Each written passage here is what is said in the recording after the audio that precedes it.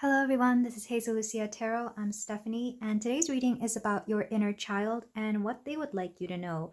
So I'm going to clarify what the inner child is in this reading. That's going to be the light, playful energy that allows us to tap into our heart and our truest self so that we may gain more insight, inspiration, or maybe even just bring more joy into our current life or situation. And your inner child isn't necessarily your past childhood self, though it could resonate, they could be very similar. Your inner child is what it currently will come out in this reading. It's going to be what they want you to focus on, what they want to tell you, and what you need to do in order to really bring that, lighthearted, childlike energy into your life so that you can maybe clear certain negative energies, maybe see things through a different lens, or maybe just listen to your intuition, tap into your intuition a little bit more. Or I don't know. I feel like we could really go anywhere with this, but it's going to be focusing on your inner child and that childlike, playful energy. So we have 4 piles here for you today. Pile 1 is going to be this honey calcite with the DC Tarot. Pile 2 is going to be a clear quartz point with the Modern Witch Tarot. Pile 3, we have a piece of tumbled lapis lazuli from the Tarot of the Divine. And pile 4, we have rose quartz from the animated movie Tarot. So take your time, maybe take a few deep breaths, maybe really ask a good juicy question that you want answered, and we will try to answer that in the reading. And I'll be ready for you whenever you are. Hello there, pile 1. If you chose the DC Tarot and Superman here for your inner child reading and the honey calcite as well, then we have your reading here to see what messages you need to hear from your inner child, your childlike self. And for some of you, I'm hearing some kind of childhood stuff that may be coming up. Since you chose Superman, I'm getting the feeling some of you may have grown up with comic book characters, whether that was, the Marvel Cinematic Universe or even the DC Comics or the DC Animated Series, which is what I grew up with. And I'm already feeling, of course, a lot of masculine energy, and that doesn't necessarily mean that you are a man or identify as a man. This could just mean that you really either embody or admire that masculine side of energy. You like power, but not in the sense that you want to have power over people, but more that you like knowing that you have control over your life, that you can choose your own destiny, that you can manifest what you want. It's that inner power that you'll be able to bring what you want into your life with confidence and with security. For some of you, I am getting a little bit of father energy as well. So whether you had a good or positive relationship with your father, maybe your father was the one who introduced you to comic book characters and superheroes, or maybe something along those lines. Maybe you saw the movies together. And I'm hearing so many cars as soon as I start this. Maybe some of you are just into cars. I don't know if you can hear it, but I can hear it and it bothers me. But anyway, yeah, let's get into your oracles. We're going to start with oracles, and then we're going to dive into the tarot from the DC Tarot, of course. So let's put this off to the side. And your oracle cards, we have sadness. We also have Sisterhood of the Rose, Beauty and Devotion, Priestess, Mystic, Teacher. We have Release. We also have Swan Spirit, Time for a Deep Dive, with the number 60. And Saboteur, highlights your fear of self-empowerment and the changes it would bring to your life. The shadow attribute induces self-destructive behavior or the desire to undermine others, which is interesting because I was bringing up the idea of power within your life. And I feel like for the most of you are kind of wanting to bring that into your life a little bit more, regardless of where you are on that spectrum of power. I feel like there are certain aspects in your life that you don't have as much power over, if that makes sense, because there's something here that you need to release, because it's with the sadness card, it's not putting you in the best light. It's not putting you in your highest vibration. And I'm just going to move these cards a little bit around just because I feel like they kind of tell a story. The thing you need to release, it could be sadness. I mean, if we were to read those literally, but I'm also feeling you need to release certain stories that just It's like when you go to a bookcase, a bookshelf, and you see all these books and you think, oh wow, this is that cool story and this is that and that. And then there's that one book that you keep it around for whatever reason, but you know it's not a good story, or you know it's just going to make you cry, but with no for no reason. Like it's not even it may not even be a good story. It may not even have like a good lesson, or even maybe even the way it's written or whatever. There's just nothing good about it other than it just keeps you down and it makes you sad. And whatever this is could be different for everybody. I'm not here to judge what it is, because I mean different things can make people sad, but I really feel like it's time to let go of this. And you know, it's funny, that car I brought up just a few moments ago, it's still going. And I feel like similarly, you're finding it hard to let go, because I could just easily ignore it, or, you know, I could like ask the universe to send it away or at least turn it off or something. But there's something here about you feeling like you don't have the power to do so, even if it's just on a subconscious level. So, uh, I I'm hearing some of you could use some guided meditations, or you could just do very simple meditation of letting it go. And it's very simple. You could just imagine it leaving. You could put it in a box and send it away, whatever this story is. For some of you, it might be a story with a very specific person. And for others, it could just be a situation. It could just be the energy that you keep putting into the situation. Because I feel like, yes, we're going to have sad stories, we're going to have sad things happen in our lives, but to keep holding on to that energy like it just happened yesterday is very heavy. And it doesn't allow us to live to our fullest potential. It's almost like we're giving it power to have over us. And I mean, I'm not here to judge what you do with your memories or with your experiences, but it's time to take power back. And wouldn't you rather have all that energy back to yourself rather than giving it to the situation? I'm not saying that, you know, you need to forget it entirely, but is it really a book you need to be keeping in your bookshelf, as opposed to maybe return it to the library and know that it's there and you can go get it whenever you want, or look it up, you know, online? I don't know why the book metaphor came up, but that's just the best metaphor I could come up with. Just because for example, I used to have a lot of physical things. I used to be a bit of a hoarder, with books specifically. I guess that's why that comes up. And I'm not trying to insert myself here, but when I started moving from place to place, I was like, why do I need all of these things? I don't even read these books. I don't even have the time to read these books. Not only that, but nowadays we also have like Kindle and whatever. So if I really wanted these books again, I could find them again. And don't get me wrong, there are stuff that we don't get rid of, like family memories, or maybe even like if you have a self-published something that you want to keep around, you know. But for you specifically, whatever this sad memory is, let me get back to that, because I feel like I was verging off for a bit. You'll just feel so much lighter whenever you release it. It's almost like you'll come up feeling like you're not holding kryptonite anymore. If we're trying to stick with the Superman metaphor.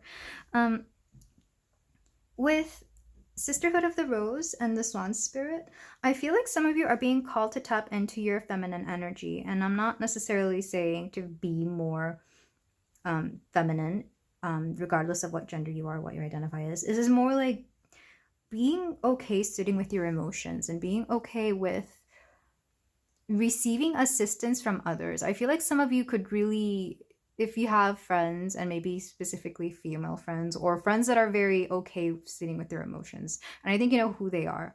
We all have like that one friend who we could tell like some deep dark stuff to, or who is very understanding. Or if you don't have a friend like that, just imagine that energy. Like, how would you handle, if you were to imagine you yourself were that friend, how would you handle that? What advice would you give yourself if you were that friend? But I feel like you could really use this time to look deep within yourself, because your inner child is kind of like, I don't know.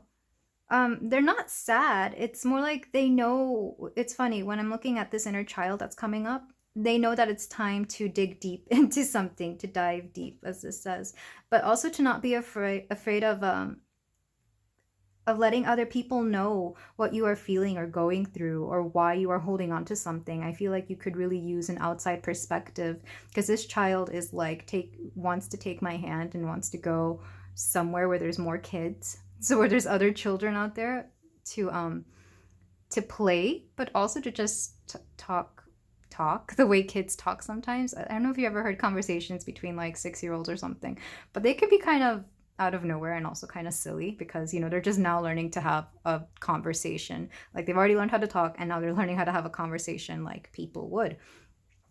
It's almost like, don't be afraid to just talk your feelings or talk nonsense, and then maybe find something of meaning within that. Or maybe for some of you, you could actually journal to get some emotional stuff out if you don't feel comfortable speaking with another person. And for some of you, again, I'm not a professional source of advice, but if you really did need to speak with a therapist, even if this stuff isn't as heavy as you would think it is, maybe it could just be helpful to have some kind of feedback about what it is that you are holding on to or having trouble releasing. With beauty, devotion, priestess, mystic, teacher, I'm hearing you could be seeking like a spiritual advisor of some kind, or a spiritual teacher. Some of you may identify as priests or priestesses, not the not the Catholic kind, though maybe that could also be, some of you may be going into that line. But I feel like you don't mind tapping into the intuitive side and kind of taking on that energy, but you kind of stop at a certain point. Like, you don't go deeper than you have to for whatever reason. It could be a fear, but I feel like, because I'm reading into the shadow attribute of this now, you might be doing some kind of self-destructive behavior and not looking into why you do it, if that makes sense.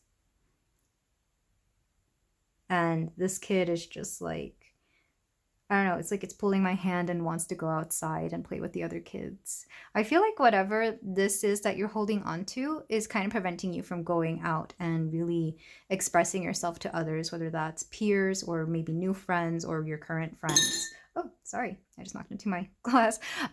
Your new friends or current friends. Maybe that was a sign for something, because it's kind of sounded like a school bell. So yeah, I feel like you need to seek out some peers in some way, but whatever you're holding on to is preventing you from doing so. Maybe it's because of what you are holding on to.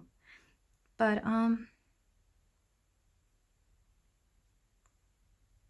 I'm feeling like some of you were kind of loners in your childhood. Like, maybe, I don't know, maybe you moved around a lot, or maybe you just had trouble identifying with other children of your age when you were younger.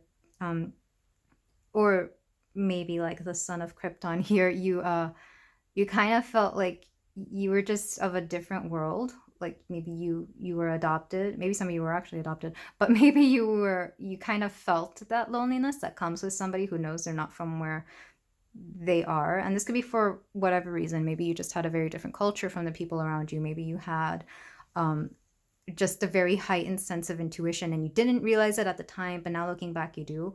And you understood that you were just very not stimulated enough energetically or spiritually, or even intellectually. Maybe some of you were smarter than other kids, and maybe you had to go to special classes, and that made you feel very isolated because you were being moved forward in your classes, or maybe just put in a separate class altogether for whatever reason. But I feel like if it is the sadness you need to release, it could also be the loneliness that came with it. Because even if you don't feel that now, even if it's not a thing that you really think is prevalent within your current situation, there's a part of you, if you go back to your history, it kind of blows up. Like, you reach for that book and suddenly it becomes this really loud, really, really abrasive energy. And it's like, wow, I didn't know that was there. So yeah, I feel like just think back to when you felt sadness, maybe feel it for a moment or two and then release it. Tell that inner child that, hey, we're okay now. We've adapted so much better, and we're finding the people we need, or we have already found the people we need. I feel like a lot of you do have friends that are like this swan and sisterhood of the rose spirit, that are kind of bringing you into that very lovely, emotionally supportive energy.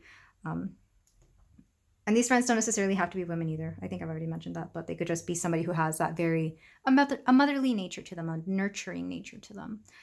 But I'm going to use some of the astro dice to see what else we can get out of what signs may be relevant and which house specifically, if you're into astrology, you may be needing to look at. So we have Gemini, we have Saturn, and we have the 11th house. Yeah, it's funny that I was talking about other kids because the 11th house is the house of social groups, social situations.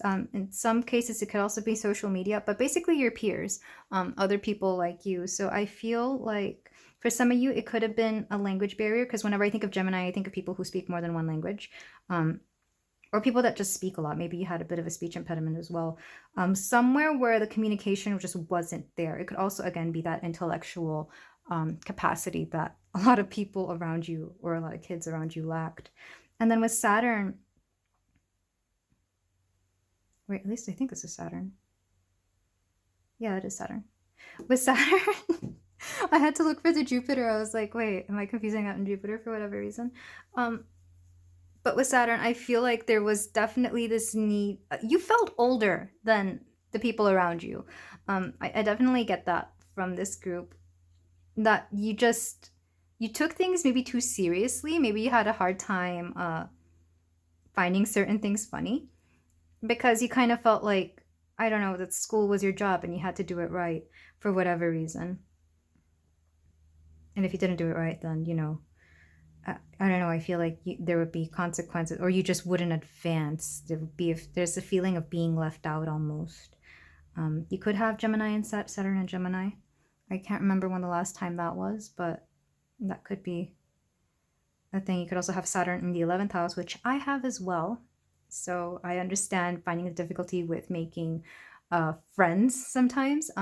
It gets better. Either you kind of stop caring as much, or you kind of adapt to setting boundaries with friends, is what I've learned anyway. But let's move into the tarot to see what else we have. Some of you could be Geminis, as we said, but we could also have, well, I'm not going to say Leo energy because all the piles have the Sun card coming out. And I chose the Sun because in the Rider-Waite Tarot, it's the little baby child on a horse. So that's why I chose the Sun to symbolize the inner child. The number 60 could be of importance. And again, the number 19 is going to come up in every pile. But for some of you, maybe 19 is also an important number. And that is all the numbers we have coming out here. I'm feeling more astrology based in this reading, though. So let's get into the tarot, and let me bring back Superman.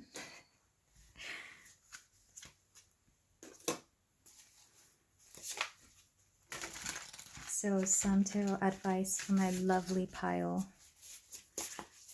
1, about their inner child and what messages they have and what energy they may need to tap into to release this sadness or to be more open about their emotion. We have Queen of Swords. Yeah, lots of intellectual ability. We also have the Ace of Swords, the 7 of Pentacles with the hard work. We also have the 6 of Pentacles with giving and receiving. It's almost like you're trying to balance things yourself, when the truth is you kind of need something else to balance it. Like you need that contrast from an outside source, because there may be something you're not seeing yourself. To clarify the Queen of Swords, we have the 8 of Pentacles. To clarify the Ace of Swords, we have, oh, okay, there's 3 cards. Let me choose just one. And we have the 8 of Wands. Yeah, these cards are just being all over the place. Maybe some of you had trouble, maybe some of you had ADHD or ADD. I forget what it's called when you were younger, or you were diagnosed with this. Possibly misdiagnosed with this when you were younger. To clarify the 7 of Pentacles, the 5 of Wands, and to clarify the 6 of Pentacles, we have the 3 of Cups, and back of the deck energy, we have the 4 of Swords. So yeah, a lot of serious energy. Like the only emotional soft energy I'm getting here is the Three of Cups, and that's the card of partying or the card of making connections and finding your community, finding your social circles and friends, because that's one way you're going to balance out, as I've already stated. But with the Queen of Swords here and the Eight of Pentacles, I really feel like you spent a lot of time in your head as a child, and now your inner child is kind of like let's say you were a kid who, rather than go outside and play when it was time to go play at recess or whatever, you wanted to stay inside and finish up your homework or maybe work on this and this. It's almost like you felt the need to hustle at a very young age, and now as you have progressed and become older, it's almost like you've missed out on making certain connections with people, because I'm really feeling that need to, well, not maybe not a need, but maybe a want to have a better social circle, to have a wider group of friends, and specifically friends that kind of meet certain aspects. Like you kind of want to have a friend that you can do this with and a friend you can do that with, but instead it's like you've closed yourself off to a lot, or you have friends that only do very specific, like a very small range of friends. I'm not going to say group. It's more like they are all into the very same things. So if you wanted to have a friend that you could do something different with, you kind of don't have that. I feel like I've veered off a little bit. Yeah, I feel like some of you were in your head so much that your thoughts kind of kept they made you get carried away a little bit with what you wanted to do. I'm getting that with the Eight of Wands and the Ace of Swords, because the Ace of Swords is an idea, but the Eight of Wands is, it can be agility, it could be swiftness, but it could also be going too soon. If you know, like you get carried away with an idea too fast, like you don't really sit to think about all of it, like you wanted to just progress with it. I really feel that sense of oh, what's the word? Yeah, you just wanted to get started on things right away. Impatience, that's what I'm thinking of. I feel like you were very impatient as a child, and now you're kind of wondering if you moved on to certain things too fast and didn't really allow yourself to sit with them in order to just think them through a little bit more, whether that was an emotion. For some of you, it could have been whatever that sadness is. Maybe there was a sad occurrence in your life, and you thought maybe that if you just moved on, or if you didn't look at it, like if you didn't sit with it, you would be fine. But instead, the adverse has happened. Now, as you're older, you're looking back at it like you feel guilt for not sitting with it enough back then. So now you're taking all that time to sit with it now. And instead of helping you process that situation, it's making you focus on it more than you need to. Does that make sense? It's like you didn't get it accomplished then, so now you're trying to make up for that by looking back at it in this current situation. And I feel like that is kind of what is keeping you from being in that light, heart-centered energy. It's keeping you from moving forward with certain aspects of your life. It's not keeping you from moving forward in general. It's more like, I feel like it's affecting some of your relationships. It might be affecting how you see certain things, and it might be even affecting how you hold on to money, because I do get a lot of Pentacles cards here. With the Eight of Pentacles and the Five of Wands, there may be some conflict within your family or with friends, with your close loved ones, about who gets to do what and who gets to do this. Because the Seven of Pentacles is progress, and the Five of Wands is it's struggle. Or if it's not something that's that negative, it could be that there's always like a disagree. There's a sense of not being balanced enough with the people around you about who's going to do what, who's going to give this, who's going to. It's almost like you're being pulled in many directions. I'm just feeling a sense of not being in balance. And then the next cards after that are balancing. So it could be that your current environment, it could be the people, it could just be the environment, it could also be work situation, is not allowing you to be, it's taking too much from you, or you're giving too much. And for whatever reason, there's just a sense of being off kilter. There's a sense of like you just can't sit right with the situation either way that you see it. But the way to overcome this is, well, one, rest, because this was the bottom of the deck energy. Rest, but I'm also hearing meditation. Specifically, whatever we were speaking about in the oracles, meditating on what it is you are holding on to that you need to release, but also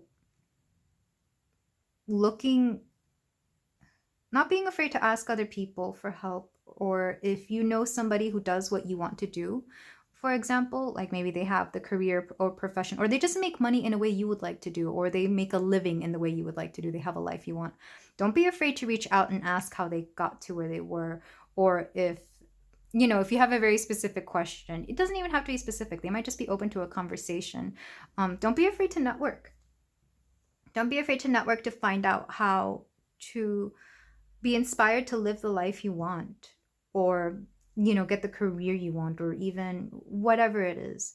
It's almost like you feel like you have to do all of this yourself, and the truth is there's plenty of free advice out there. There's plenty of like books you can read, videos you can watch about how to get the stepping stones to where you need to go. And don't be afraid to look for advice in places you least expected. For example, maybe what you really want to do is learn how to, I don't know, I'm just making stuff up here. How to live financially independent, and you just tap on a few tarot readings and suddenly you get an idea of like, oh, well, that's actually a great idea. I could start doing what this person suggested because I'm actually good at that. And what they suggested was that you tap into your creativity, and it turns out you're actually a very talented painter, or I don't know, an artist, or maybe you just do graphic design, and maybe you start doing that on the side, and it allows you to leave your 9-to-5 job that kept you tied to, a desk space or to people you didn't want to be around. And that's just one of the ways that you create, financial independence, because you could do it wherever, as long as you have your computer with you. So that's just an example. Don't be afraid to look for advice in places you don't expect it, especially with 3 of Cups here. I feel like the more you have fun, the more balanced out you get, because you're able to release stuff while partying, but responsibly. You're able to release stuff. You're also able to find balance in and just being surrounded by better, higher vibrational people who are willing to give as much as you give, and teach you to receive as much as you're supposed to receive as well. But I feel like your biggest obstacle is going to be taking the time to sit down and meditate about this. Some of you, I've maybe air signs. I did say Gemini, but you could also be Libra or Aquarius. Some of you you may have a lot of earth in your chart as well. Taurus, Capricorn, and Virgo. More Virgo is coming up than anything though, because they're the most intellectual of the earth signs, in my opinion. And a little bit of fire. So Leo, Sagittarius, Aries, but not enough cups. You may just be lacking water in your chart. And again, that's the emotional aspect of it. But I feel like you may be drawn to emotional or water sign people as well. Specifically Pisces, something about you being into Pisces people. But let's move on to some closing advice to see what else we can hear from your inner child. It's funny, I was expecting more of a child to come through, but instead it's like this child is kind of waiting for you to go meet more people, to go outside and play, to go find people like you, people that are going to bring good stuff into your life. But let's get some advice cards. So we have the Pokemon Oracle. We're gonna get 2 for my pile 1.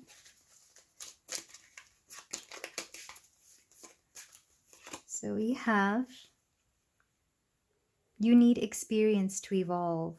Yeah, I'm getting the sense that some of you may be feeling like you lack experience, specifically maybe networking, like I've mentioned before, or just relating to other people, or I don't know, like even though you're empathic, which means that you can feel other people's emotions, you may not know exactly what to do with that, with that ability. You just know you have it, and you're like, Okay, what do I do with this emotion that I know this person is feeling?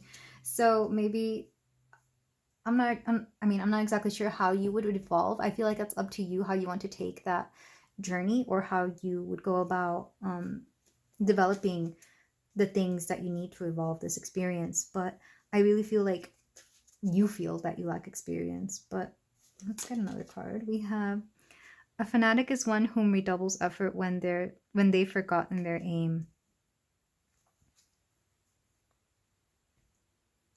So some of you may have lost sight of what it is that you want in life, and maybe this is why you chose this reading. I feel like you've lost sight of what exactly it is that made you start on this journey to begin with, specifically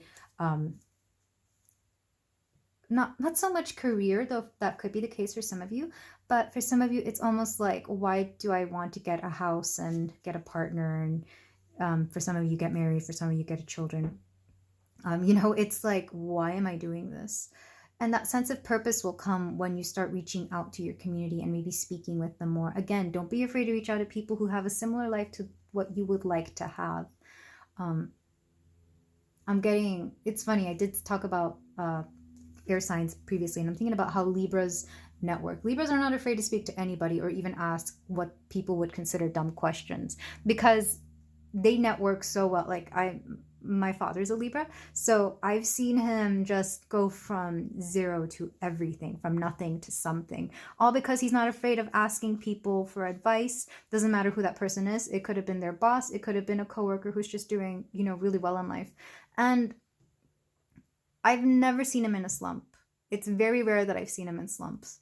And likewise, I feel like you need to take on that energy of not being afraid to ask for advice. Even if you aren't in a slump, just like out of curiosity. Don't be afraid to be curious. You might also need curiosity to evolve. I don't know why I'm associating experience and curiosity here at the same level. Maybe they have a similar frequency for you, specifically pile 1. But let's move on to some more advice cards from our affirmators. We have my best self. I trust that when I'm doing what's best for me and being the happiest version of myself, the right sorts of relationships will appear in my life. That means I can let go of all of my worries about the future, knowing that my only job is to be happy in this moment, while simultaneously attaining a cosmic level of enlightened awareness and total psychological self-actualization. So yeah, I feel like some of you need to work on just keeping yourself in a good place, making yourself happy, letting go of stuff that is holding you down, including all the sadnesses and lower vibrations. And know that as you're doing this, you're just going to keep attracting more and better people into your life, whatever more and better is to you. And then one more. And this is the way you evolve. Because for some of you, I feel like it's not a lack of experience. I think you just think you don't have it. But the truth is you have all the tools you need to get through and to do what it is you want to do in life. Then we have giving. I welcome the idea of give and take in my relationships, and I eagerly practice the give part by giving freely. I discover just how fun giving really is. Giving my time, care, and attention to someone else actually gives me good feelings, which makes me want to give even more. So yeah, it's funny. Anytime I get the 6 of Pentacles in a reading, I also get this giving card. So there's definitely a need to understand where the balance is of give and take within your connections, relationships, or work, wherever this may apply. Your inner child, I'm hearing like, well, that's not fair. You know how kids are? They're very quick to point out what's fair and what's not. Or if somebody's getting more than them, they're very quick to point it out. Especially if there's like 2 siblings and it's like, oh, well, he got a bigger piece than me. Or, just be like a kid and be quick to point out when something isn't fair and either say something about it or walk away from a situation that's taking more from you than you are supposed to give. Not willing to give, because I know you're willing to give a lot, pile 1, but how much are you actually supposed to give this situation or this person or whatever it may be? Be quick to, or maybe this is something you need to learn, is to know when you're being taken advantage of, or even when you're being underappreciated. I feel like you could also be giving your all to something that it doesn't necessarily appreciate you as much as you should be. Because you're somebody who works very hard for what you have and where you've come. You're somebody who, even though you're serious, you deserve to be around people who don't mind, entertaining you and keeping you in a high vibrational, happy spirit. Like maybe that's part of the give and take. You give all the structure, you give all the stability, and in turn you need somebody who keeps you, who makes you enjoy life, or who allows you to see life through the lens of enjoyment and joy and pleasure. Because I really feel this is what your inner child is bringing to attention, the fact that you're not as satisfied with life as you feel you should be, but you're not going out to look for the things that are going to bring that in as well. And again, it could be people, but it could also be you're just in your environment. I feel like your environment may be taking more from you than you realize. For example, maybe you live out in the middle of nowhere because sure, there's affordable housing, and I don't know, you could live anywhere you wanted to because maybe you're somebody who works from home. But the truth is, it takes more from you because suddenly you have to have a car and pay for maintenance on that car and fill it up with gas, and just, cars are a lot more work than people give them credit for. And I live in the US where we drive a lot because this place is huge. And it's so much different when I'm staying somewhere where I could just walk everywhere. So maybe moving to the city is going to be something that is beneficial because suddenly you don't have all those expenses of cars, and you save more time as well, and you have a variety of things around you. There's always something good for you there. So if you can afford to live somewhere where there's more variety and you don't have to go out of your way as much to live a happy life, why not take a chance on that kind of life? But that's just an example. I'm not saying that that's what you need to do. But this did remind me of a road sign, and of course flying carpets made me think of vehicles or movement to one place to another. But that is all I have for you today, my beautiful pile one. Thank you so much for letting me read your energy and for letting me read your cards. If any of this resonated, please let me know in the comments below, and maybe leave me a little sun emoji with whichever pile you chose. And if you feel like doing so, you can like, comment, and subscribe, and I will see you in the next reading. Bye. Hello there, pile 2. If you chose the Sun card from the Modern Witches Tarot and this clear quartz point, then we have your reading here for you today about what your inner child would like to tell you. So right away, I'm getting some very nature child vibes for some reason. I feel like some of you really like to play outside a lot when you were children. That, or your inner child is kind of calling you to do that more now as an adult. Or to at least get more sun. Something about planting, gardening, maybe just to like bask in fields of flowers, especially if you happen to live near them. For some of you, I'm hearing lavender, like you could benefit by going to fields of lavender, or even just having a plant of lavender around. But yeah, very some hippie vibes going on with this card for whatever reason. I'm also getting the two signs, Gemini and Cancer. I'm not sure why those came up already, and I haven't even gotten to the Astro Dice, but let's look at your oracles to see what else is coming through. We're going to dive into your oracles and then the tarot to see what your inner child wants to say. We have movement. We have Lemuria, creating heaven on earth. It's happening. We have new beginnings. Okay, we got two archetype cards here. We have God, benevolent and compassion, recognizing the eternal force within yourself and others, and shadow attributes, despotism and cruelty, using power to control people. Sorry, I cannot talk today. And then we have Guide, represents the nature of the divine in life and in yourself. Shadow attribute places financial gain and control over imparting spiritual insight. The shadow attributes are not calling out to me in this specific reading for some odd reason. I feel like you're just very divinely guided, pile 2. Oh, and then your animal card. We have Scarab Beetle Spirit, magic works through you. This is interesting. I'm wondering if some of you I'm feeling some of you really hated bugs, and then the others like kind of liked them, like you just thought they were the coolest thing. So whichever resonates. I feel like bugs were a big part of your childhood, growing up and seeing them. But let me make sure they're all in the shot. Cool. Yeah, so I'm very excited for you, pile 2. I don't know what's going on in your life, but I can tell that there is a sense of there's definitely something new going forward, because we have movement, we have new beginnings, we even have Lemuria, which is it's a mythical place, but I can't remember it's kind of like Atlantis, where it's like a mythical, legendary, like it could have been around, but it also couldn't have, or I don't know. There's a lot of speculation about it, but regardless, the way I'm taking it here in this reading is that you're finally going somewhere where you know it's going to feel like home. It's going to feel like the place that was made for you and that is going to offer you everything that you've ever wanted, pile two.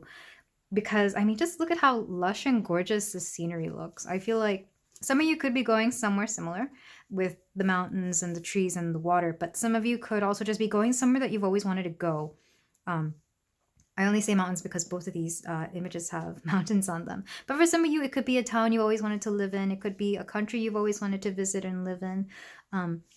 And you're so divinely guided because we have both God and guide here. I feel like some of you could just have, you could be monotheistic and just believe in the one God or whatever your life force, your source energy is. And some of you could have multiple guides that are source energy or God working through them.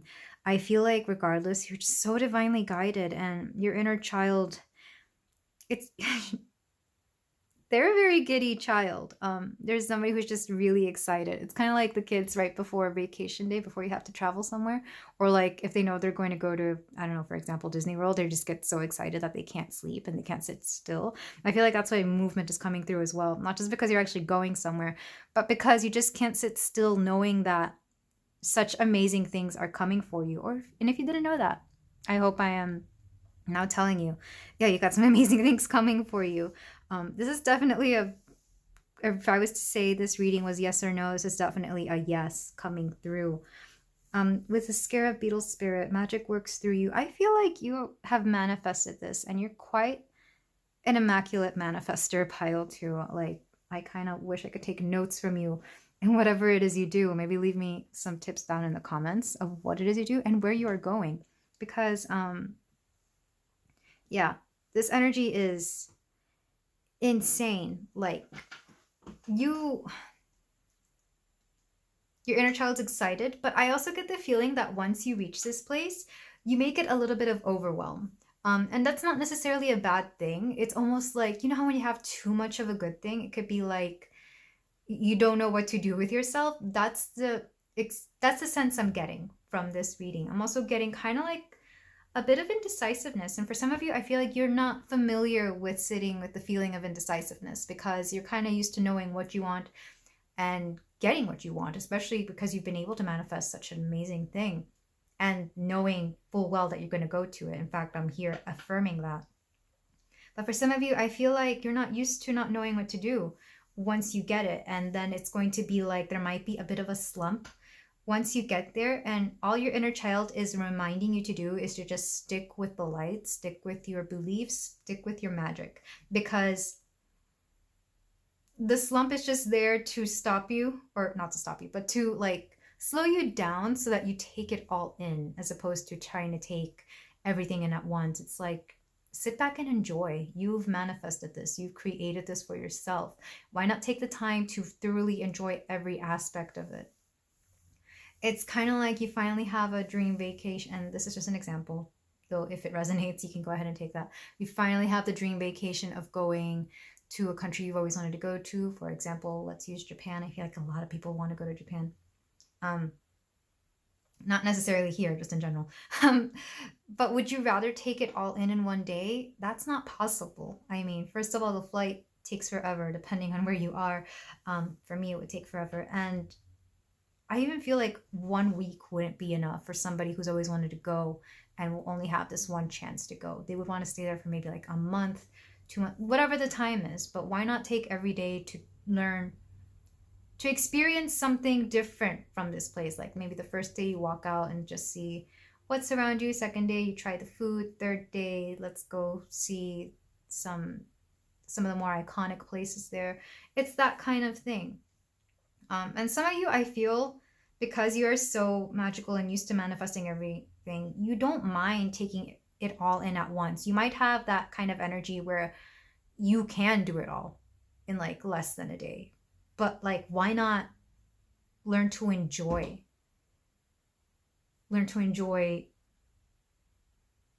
every single step. Sorry, I heard something off to the side of the house. I'm not sure what that was. But why not enjoy the moment? For some of you, I'm getting the feeling that you might not believe this. If some of you don't believe in like source energy or spirit or any higher power, at the very least, you'll believe in guides, or I feel like you have ancestors. And if you don't believe in any of that, because you're allowed to believe what you want, of course, you might start getting a different perspective on spirituality and or religion when you get to where you are. Or you might, through this experience, have a different perspective. You may just start learning to believe in it. Take that as you want. This is just something that's coming through. This won't be for everybody necessarily either. I'm seeing that you're going to be seeing some I'm seeing what you're going to see, and these sites are amazing, quite beautiful. I feel like you're really going to experience things that not everybody gets to experience.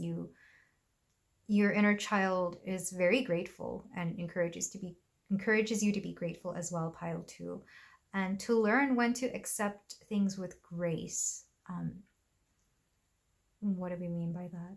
To just sit in the energy of gratitude. I feel like you're going to learn to slow down through the wonders that you are being surrounded with. And because of this, you kind of learn to stop being so on the go and so quick, and maybe whatever part of you that has that oh, I don't know how to say this in English. It's not impatience, but not the ability to not sit down, to not sit still, whatever that is. Whatever part of you that is like that, you're going to quickly eliminate it, because you're going to learn that there are things worth sitting down for and fully enjoying, pile 2. This is such lovely energy. Like, I'm excited for you. Whatever you're doing or wherever you're going, let me know, because I want to send you love and, be excited and giddy with you, because I'm definitely getting that energy from you, pile 2. So I'm going to use some astrodice to see what else you could be talking about through your inner child. So we have Neptune, Scorpio, and the 3rd house. Some of you may have Neptune and Scorpio in the 3rd house, though I feel like that's not I feel like Neptune and Scorpio was a long time ago. I may be wrong, but definitely 3rd house Scorpio. And I feel like some of you really, it's interesting because we have communication, the house of communication, with the most secretive sign out of all of them. So I'm wondering how that plays out, because man, I'm just trying to imagine that. You don't speak much, so there may not be a lot of people you're telling about this, and that's fair. There may not be a lot of people that know about your travels. I feel some of you are actually in a very, very privileged position, and maybe this is why you don't speak about it, because you've tried before and you kind of saw how it made people jealous or made them think not in a great way about you. Like, they started to see you in a negative light, like, oh, why did you get to do this when da da da, like that kind of talk, like they feel like you don't deserve it, or you should be focusing on other things with the privileges you have. So it's made you a bit closed off, and it's made you secretive about what you do, and that's okay. You don't have to tell anybody what you do or what your situation is. And your inner child kind of likes secrets, because now I hear them trying to whisper to me about certain things. Maybe this is why they're grateful. They're kind of very grateful that I'm allowing to tell you the things you are going to experience in this lifetime, pile 2, because they're quite amazing. When this is going to happen, I'm not sure, because I know it's in your future. For some of you, it could be 3 weeks, 3 months, 3 years, but the number 3 is of importance. It could also be in March. We have the number 52 here, which reduces down to 7 in numerology, so it could be July. It could also be when you reach the age of 52, which I hope that's not the case. That's a little far off for some of us. I feel like, well, and even if it is, maybe if 52 isn't too far from you, maybe this is a good thing as well. But regardless, I feel like you really learned to not be so open about what you say, and to kind of keep these gorgeous moments to yourself. And again, there's nothing wrong with that. I feel like you only share these with the people who deserve to be, who deserve to share your experiences, whether that's actually taking them along or just telling them about it, or maybe like showing them pictures and souvenirs and whatnot. With Neptune here, you've never really lived a life that was conventional, I'm hearing. I feel like you've always just kind of done whatever you wanted, or at the very least, you learned at a certain point in life to do that. And again, I feel like that comes with the privilege of what you have, because sometimes people meet people that realize they have just such an amazing life and they get jealous, or they start throwing bad juju at them or whatever. And it's almost like you closed that part off. I'm hearing you shouldn't be so afraid to tell people, the right people. Don't necessarily scream it at the top of your lungs, but it's like, if you feel, because Neptune is intuition, it's also associated with Pisces. Learn to trust your gut more when it comes to the people you need to share things with. I know it's easier said than done, but for some of you, I feel like this journey is going to teach you that. Maybe you will find people who share similar things to you, and maybe they will impart advice on how to do this, or they will show you the groups that they go to share this, because they know it's going to be received well. Another way to interpret this is wherever you go, you may have a bit of a language barrier, so therefore you may not communicate that much, and people will see it as very mysterious, of course. For some of them, it will be obvious you're not from there, but for others, it may just be like, why doesn't that person speak so much? And it's like, well, you don't want them to find out what you do, or that you're there for whatever reason. And I understand this. My family's Mexican, but I'm Mexican American, and it shows up very obviously when I go to Mexico, and the way I speak, the way I dress, and just the way I carry myself is very different from the locals, even though it's my family's hometown. Like, I don't blend in, and I don't even, like, it's not in my nature to try to, like, why try to be something I'm not? I know some people blend in naturally because it's a protective response to your environment, but I've never been that way. So I'm getting a similar situation for you, Pile, too.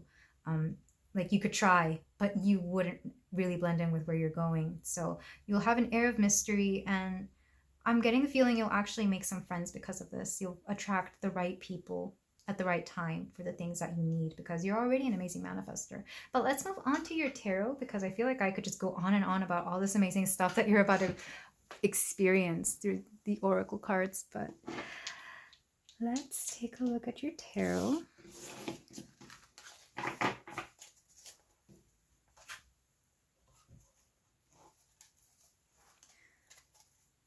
We have the Modern Witch Tarot that you chose, and actually, let me bring her in here as well.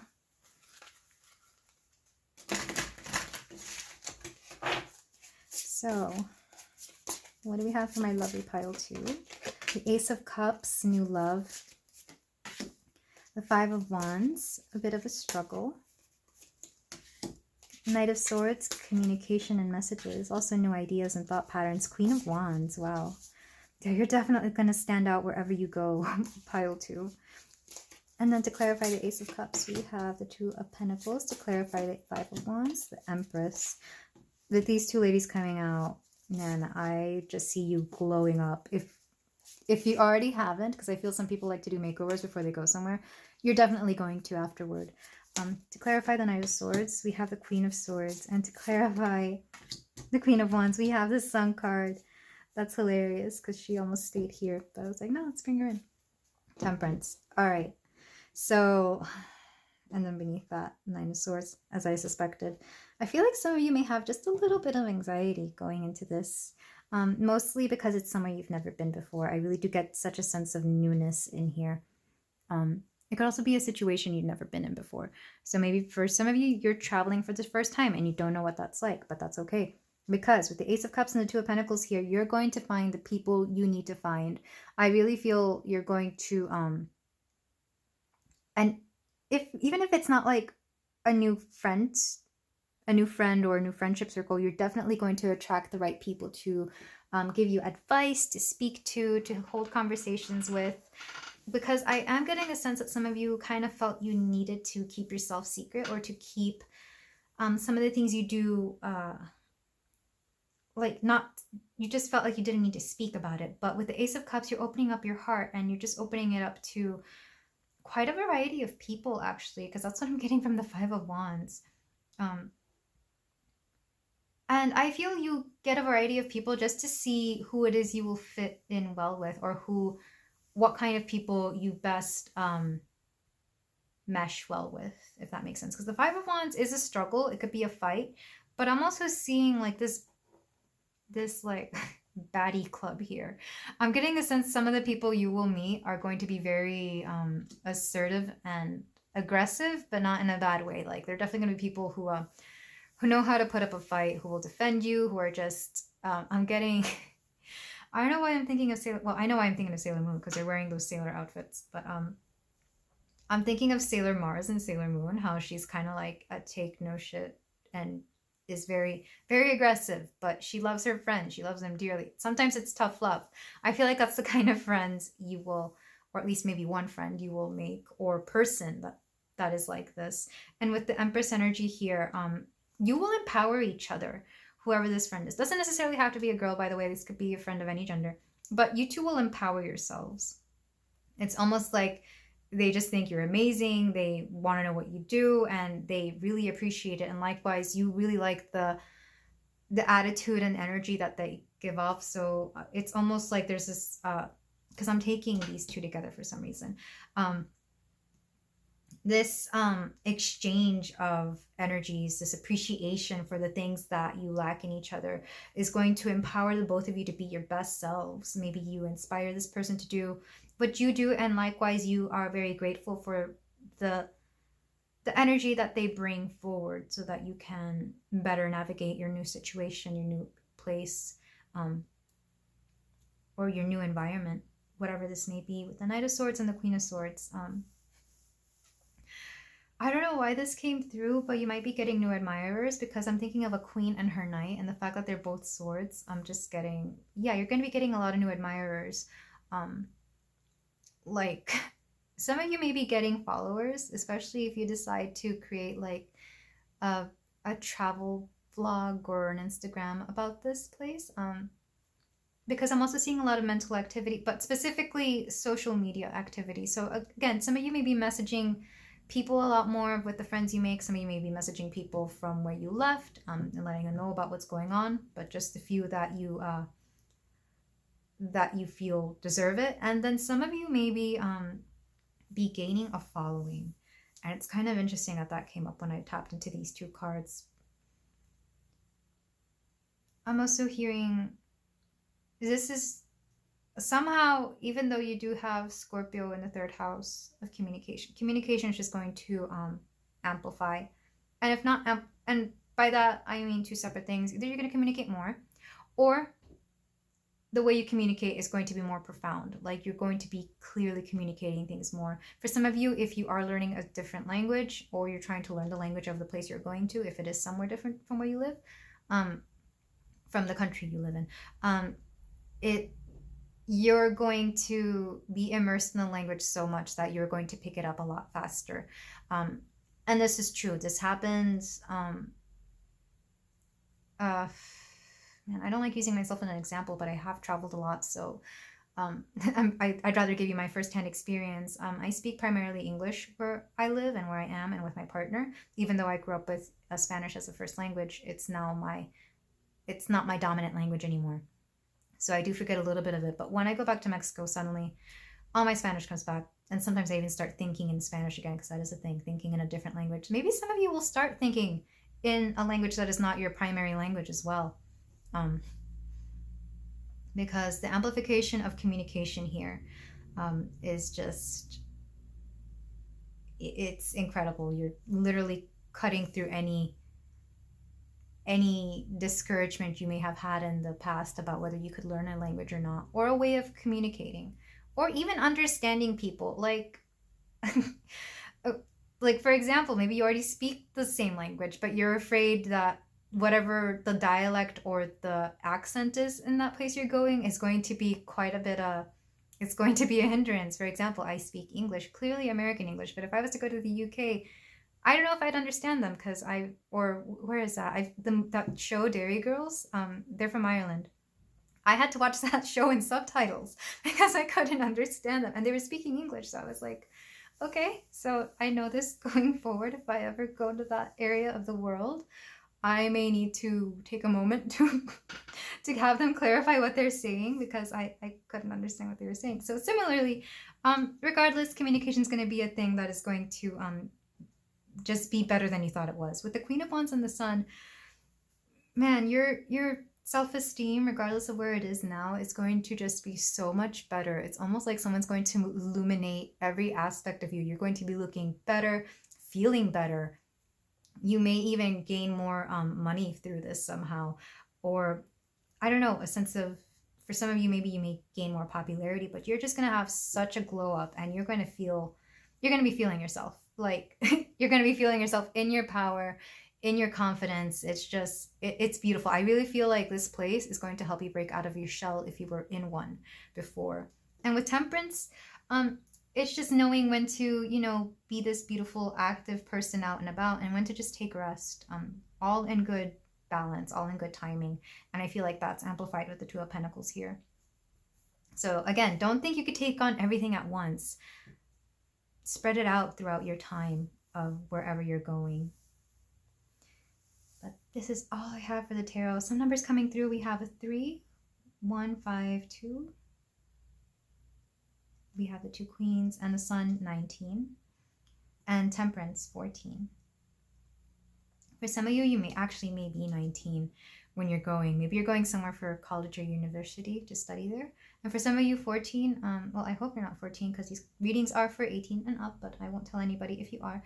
Maybe this is somewhere you've been wanting to go since you were 14. That could also be a big thing. Maybe you decided to start like a fund at that age to get yourself to where you want to be.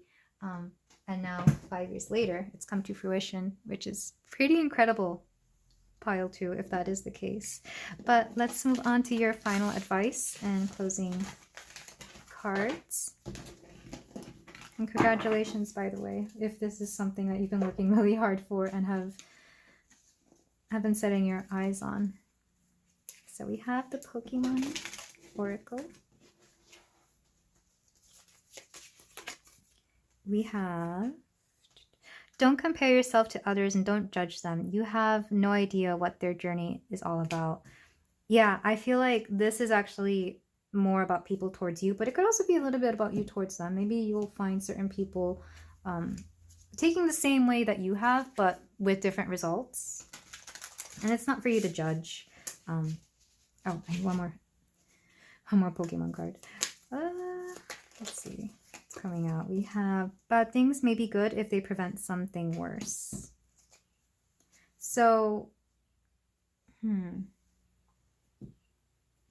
I feel like you may have some delays or certain things, like you may have to reroute your course somehow, like you may have a delay in flight, or maybe the place you wanted to go is going to be a bit I don't know, some blockage there, but just know that it's working in your favor. Just know that rejection is protection, or what's the other one? Things are always working out for you, even if it is a bit of a hiccup in the road. Know that you are being divinely guided and or protected.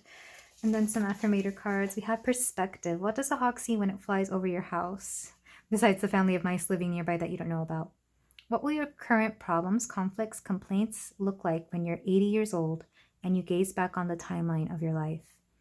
In this moment, you are being given the gift of clear perspective, of knowing that in the end, everything is going to be probably much better than okay. Think large enough and even big issues become small. Become an 80-year-old hawk and you're really onto something. Yeah, you're definitely getting the gift of perspective, pile 2. Even when you thought you wouldn't, even when you thought like you had it figured out, you're going to learn new perspectives. And then we have surrender. Hear ye, hear ye. You are hereby being called to unclench your grip on any old thought patterns that are getting in your way. Surrender any ideas that make you feel like a victim of circumstance or which make your dream relationship seem like an impossibility. The mayor of reinvention has just arrived and has made the following decree. Limiting beliefs about yourself and your life are heretofore, forthwith, officially, and indubitably declared for the birds. So, you're going to be letting go of a lot of things that have held you back for sure. This is limiting beliefs, but also just certain perspectives that were no longer benefiting you, whatever those may be. I feel like you may have grown up in a community or an environment that didn't have the best outlook on life for whatever reason. Maybe they felt they were better than other people, or maybe they felt that I don't know, because all of these seem to have the same common thread of not judging others with perspective surrender, and bad things may be good. I really feel you're letting go of a lot of the things that you were brought up with that just no longer serve you, or that you're learning to adjust to that perspective, if that makes sense. Like, sure, that perspective may apply here, but not so much in this situation.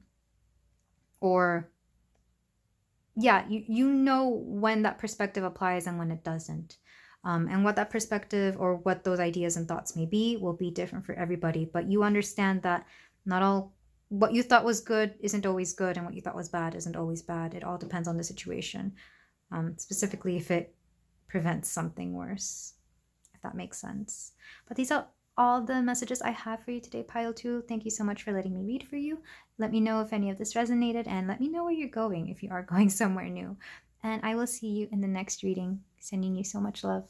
Bye. Hello, Pile 3. If you chose the Sun card, well, they're all the Sun cards. If you chose Ra from the Tarot of the Divine and Lapis Lazuli, we have a reading here for you today about what your inner child would like to say to you. And I'm going to go ahead and tell you, I started channeling your energy right away whenever I started picking out the cards for this reading. So I can tell you're already a very, probably more highly intuitive than you think you are. And so full of thoughts, so full of ideas, and just, I'm getting the feeling a lot of you already like to communicate this. Maybe you are somebody who is, I'm hearing like somebody who speaks a lot and has a lot of ideas, like a professor, maybe a philosopher, or somebody who just deals a lot with words, if that makes any sense. And as far as your inner child, because this was also coming up, I get the feeling that you may have had to grow up rather fast. And the reason for that may differ from person to person, but for some of you, I feel like you may have been homeschooled, so you were able to advance in your grade system, whatever the system is where you were able to advance very quickly through your primary studies, through your elementary studies. Some of you may have traveled a lot, and if not traveled a lot, you would like to travel. I feel like you grew up on the Travel Channel, so I don't know, something about just wanting to see the world at a very young age, and you were very eager to grow up fast. Some of you may have been forced to do so, and some of you kind of just wanted to. It all depends on your circumstance, of course. But I'm also getting some of you may have really been into, like, I don't know, the pyramids and Egyptian mythology, of course, because you chose this card. Yeah, I'm getting your inner child has been calling out to you for quite a while. And I get the feeling you may know this because you've been just so busy living, quote, quote, the adult life, that you kind of have lost touch with your inner child. So let's see what they want to say with the rest of the oracles. We're going to start with the oracles and then go into the tarot. So we have lost spirit. Sometimes life stings. We have reflection. We also have rescuer, provides strength and support to others in crisis, acts out of love with no expectation of reward. Shadow attributes are assumes the rescued will reciprocate, keeps the rescued one needy. We also have love and align your life. What is not aligned or needs to change? So, yeah, lots of blue energy. I really do feel like you have a very active throat chakra. You're definitely somebody who communicates a lot because every single card has blue or some shade of blue because the wasp spirit. But yeah, I really do feel like you were forced to grow up rather fast. Pile 3. For some of you, it may be that you were the oldest, or you felt like you needed to, quote, quote, rescue your family or save somebody. Maybe you wanted to get a job as soon as you wanted or as soon as you could so that you could financially support your family. And for others of you, it's like you knew as soon as you turned 18 or whatever the age of becoming an adult was that you would assume responsibility for the household. And it's quite interesting because it's almost like with reflection and align your life, you're realizing that that part of your life, I don't think that's what you're currently in. I think you're finally at a point where you don't have to be the provider for everybody. Or if you are, you kind of have made peace with it. It's almost like you've been doing a lot of self reflection and seeing exactly what it is that is making you, I don't know, it's like something is missing. You feel something is missing because you're not in alignment. Or it could be the other way around, like you're out of, you feel like you're out of alignment because something is missing. I don't know. I don't know why I got those two confused, but something about understanding that you are not where you're supposed to be emotionally, specifically when it comes to love. And this could be love as in romantic love. It could also be love as in the love you feel for yourself, the love you feel for life. But also, for some of you, it could be family love. Maybe you've done a lot for your family, and in turn, you feel like they don't have enough love for you despite everything you've done. Because I am getting that from the rescuer card as well. You assume the rescued will reciprocate. You assume people will do for you what you've done for them. Um, and it's kind of, that's the sting. That's the sting that is coming up. So for some of you, I feel like you have let these people go, or you have given them a piece of your mind about how unfair the treatment has been as you've gotten older, and as you've just done this self-reflection. I feel like you understand. You've learned to ask for balance. You've learned to ask for people to do the same that they would for you, if they can, of course. I'm not talking about children or smaller children. I'm not talking about. It's more like I feel some of you may have had to take care of your parents, even though your parents were in a position where they could very much take care of themselves. Some of your parents may have developed a victim mentality very, very early. Well, early on for you, while you were still like a child and you felt like you needed to save them. And now it's almost like you understand that no child should have to support their parent that young, or it's you see there's a lot of inner conflict within you, pile 3, and I'm sending you so much love. I really am. But I feel like this conflict within you of wanting to love your family or your people or a partner even, and then also wanting that reciprocity of being respected or at least appreciated, has made you very unaligned. Because I really feel like if this is a reflection, if this is a mirror, you almost wanted to break that mirror because you weren't happy with what you were seeing, with both within yourself and within the life that you've created. It's almost like you work so hard, so why is my life not the way I want it to be? I'm not saying you have a bad life. I'm saying it's like you don't feel the way you think you should feel, if that makes any sense. For some of you, I feel like there's a you may have been drawn to pile 1 as well. If you want to go back and see that, I suggest you do, because it's a similar message coming through. But for some of you, there is a certain pain that you need to let go. It's almost like you have to make peace with the fact that some people are just not going to they won't love you the way you deserve to be loved, unfortunately. And sometimes it's hard especially when it comes from our families. I'm hearing specifically a mother figure. It could also be father, or it could be siblings. But some people are just not going to appreciate you the way you're supposed to be appreciated. And the best way to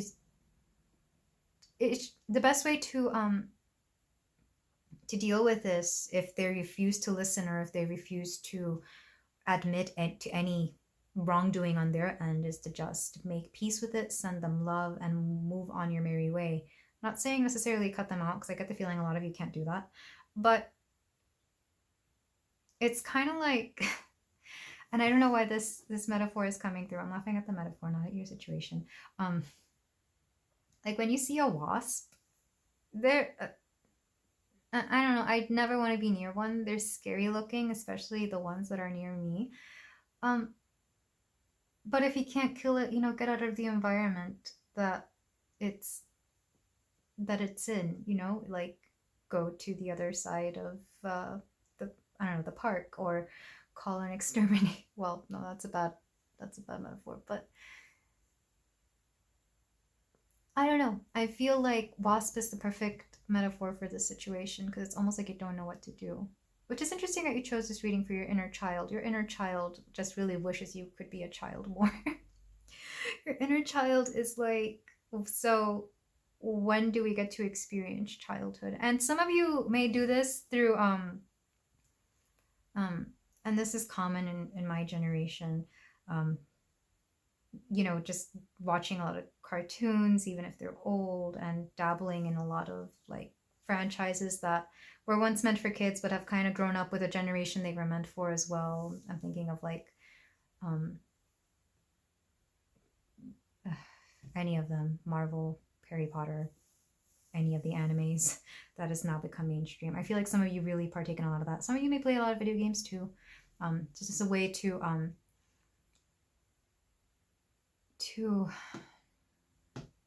better handle it, which is weird, because you think in playing video games you're trying to escape certain situations, or that you're trying to okay, not escape situations. Sorry, give me a moment. You'll see a cut because I need to clear something that's coming up. All right, pile 3. But yeah, I get the feeling some of you used to, you still play video games, but instead of enjoying them, you kind of use it to escape. And I'm not saying there's anything wrong with that. Sometimes we all need that in our lives to, you know, better, to just leave our current situation for a moment to focus on something else. But it's almost like, I feel some of you have lost joy in even that. And your inner child just kind of wants to play to have fun. You know, it's like, why are we playing to ignore certain situations? And we could just fully enjoy the game that we're playing. Or maybe even with movies. I feel it's interesting. I used to know people like this, that they would watch movies not because they cared so much about the movie, but they just wanted to forget what was going on around them. And similarly, I feel like this was a coping mechanism for you as a child, and it's followed you into adulthood to the point where you can no longer enjoy the things you know you enjoy. So for example, let's say you do enjoy a certain anime. Well, suddenly you realize that you don't even enjoy it, even though there's nothing wrong with it. It's still well written. It's still well animated. It's still being well done. But you're really yearning for that feeling of how amazing it felt when you were a child. Because I feel like, again, you were just forced to grow up so fast, and it's all for what? For some of you, the answer is just going to be love. Mostly self-love and love of life that you have to bring within yourself. And for some of you, it's just going to be getting these wasps out of your situation. And again, I know some of you can't do this, but even just setting boundaries with family, telling them that you will only do so much and everything else is up to them. Or if it's a case where you can't do that, it's like setting enough time for yourself to be able to handle them and deal with them. Because they take on quite a bit of your energy, and I think you understand that it's time to focus on you. It's definitely time to focus on you, pile 3. So let's get some astro dice to see what else you could be getting from this. I didn't like that. Sorry, that felt too forced.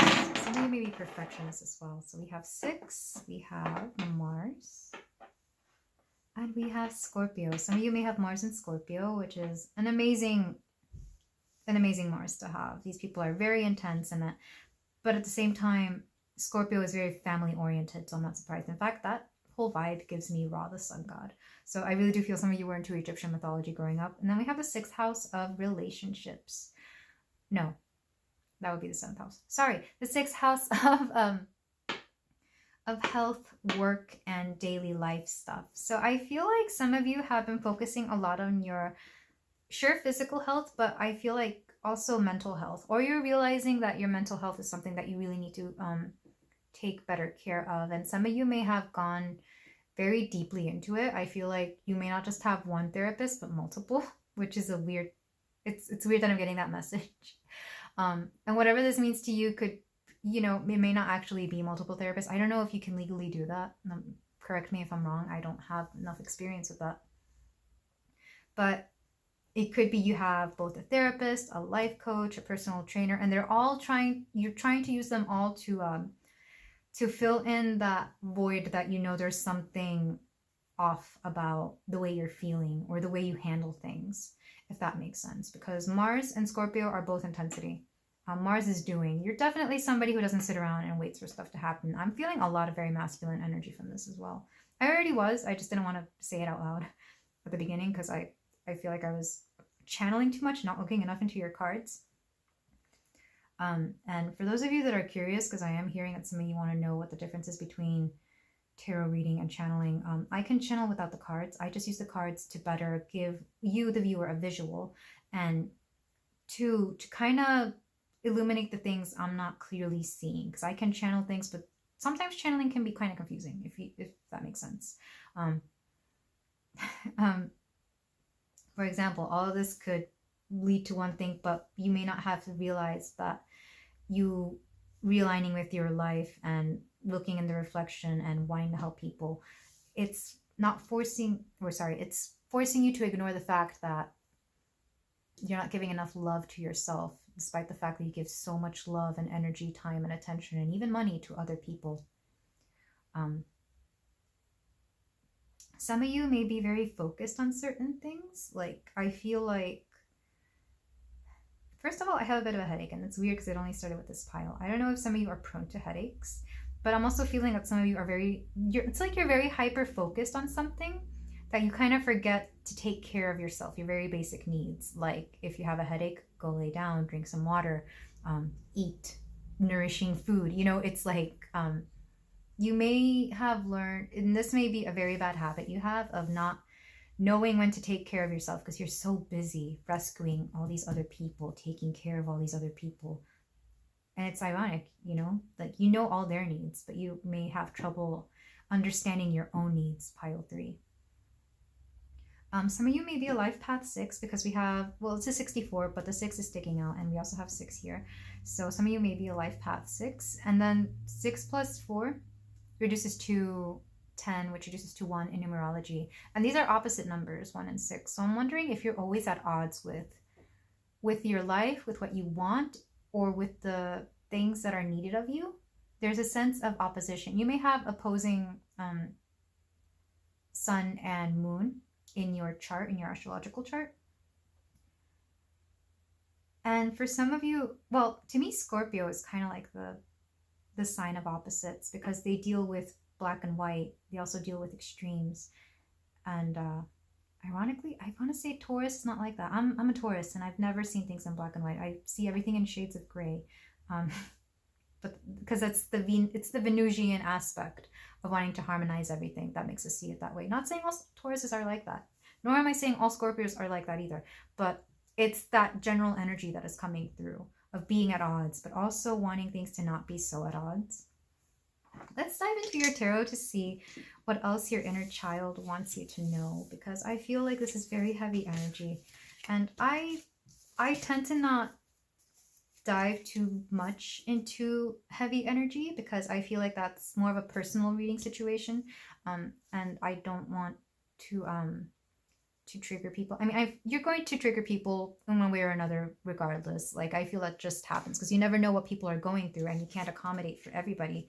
That's not to say I don't care. It's more like you just never know what is going to create a reaction within somebody. There's been times when I've been like that. I'll watch a reading and I didn't realize it was going to be so accurate and on point, and I may start crying, or I may get angry, or I might just get I might start feeling weird. And that's when I start looking within myself and go, okay, that was not what I expected, but it was what I needed to hear.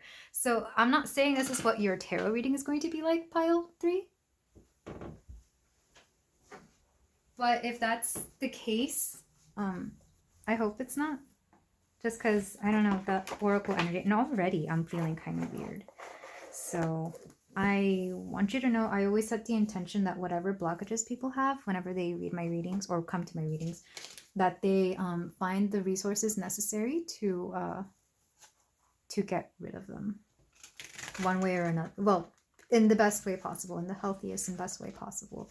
Because what's the point of discussing heavy things if not to, you know, bring them to the light and learn to clear them, or learn to better handle them if you can't clear them. So for my pile 3, we have 7 of Cups with options. We have the Tower. We have 6 of Cups with emotional balance here and emotional reciprocity, which I'm not surprised it came out. We also have the 2 of Swords with indecisiveness as well as not knowing what to do. We also have the Moon, and it's reversed, which is interesting. I don't do reversals, at least not for these readings, not for this specific reading. We also have Judgment. We also have Ace of Wands to clarify 6 of Cups, and to clarify the 2 of Swords, we have Lovers. I feel like a lot of you are blocked. Oh, back of the deck energy, Devil, with bad habits, mismanagement of materials. I'm hearing mismanagement of materials. That's very interesting. I'm wondering if somebody has mismanaged the things that you created for them. I'm specifically talking about money, but it could also be like maybe a home you bought, or like a car you bought, something along those lines, or the life you've created for somebody. I feel like somebody really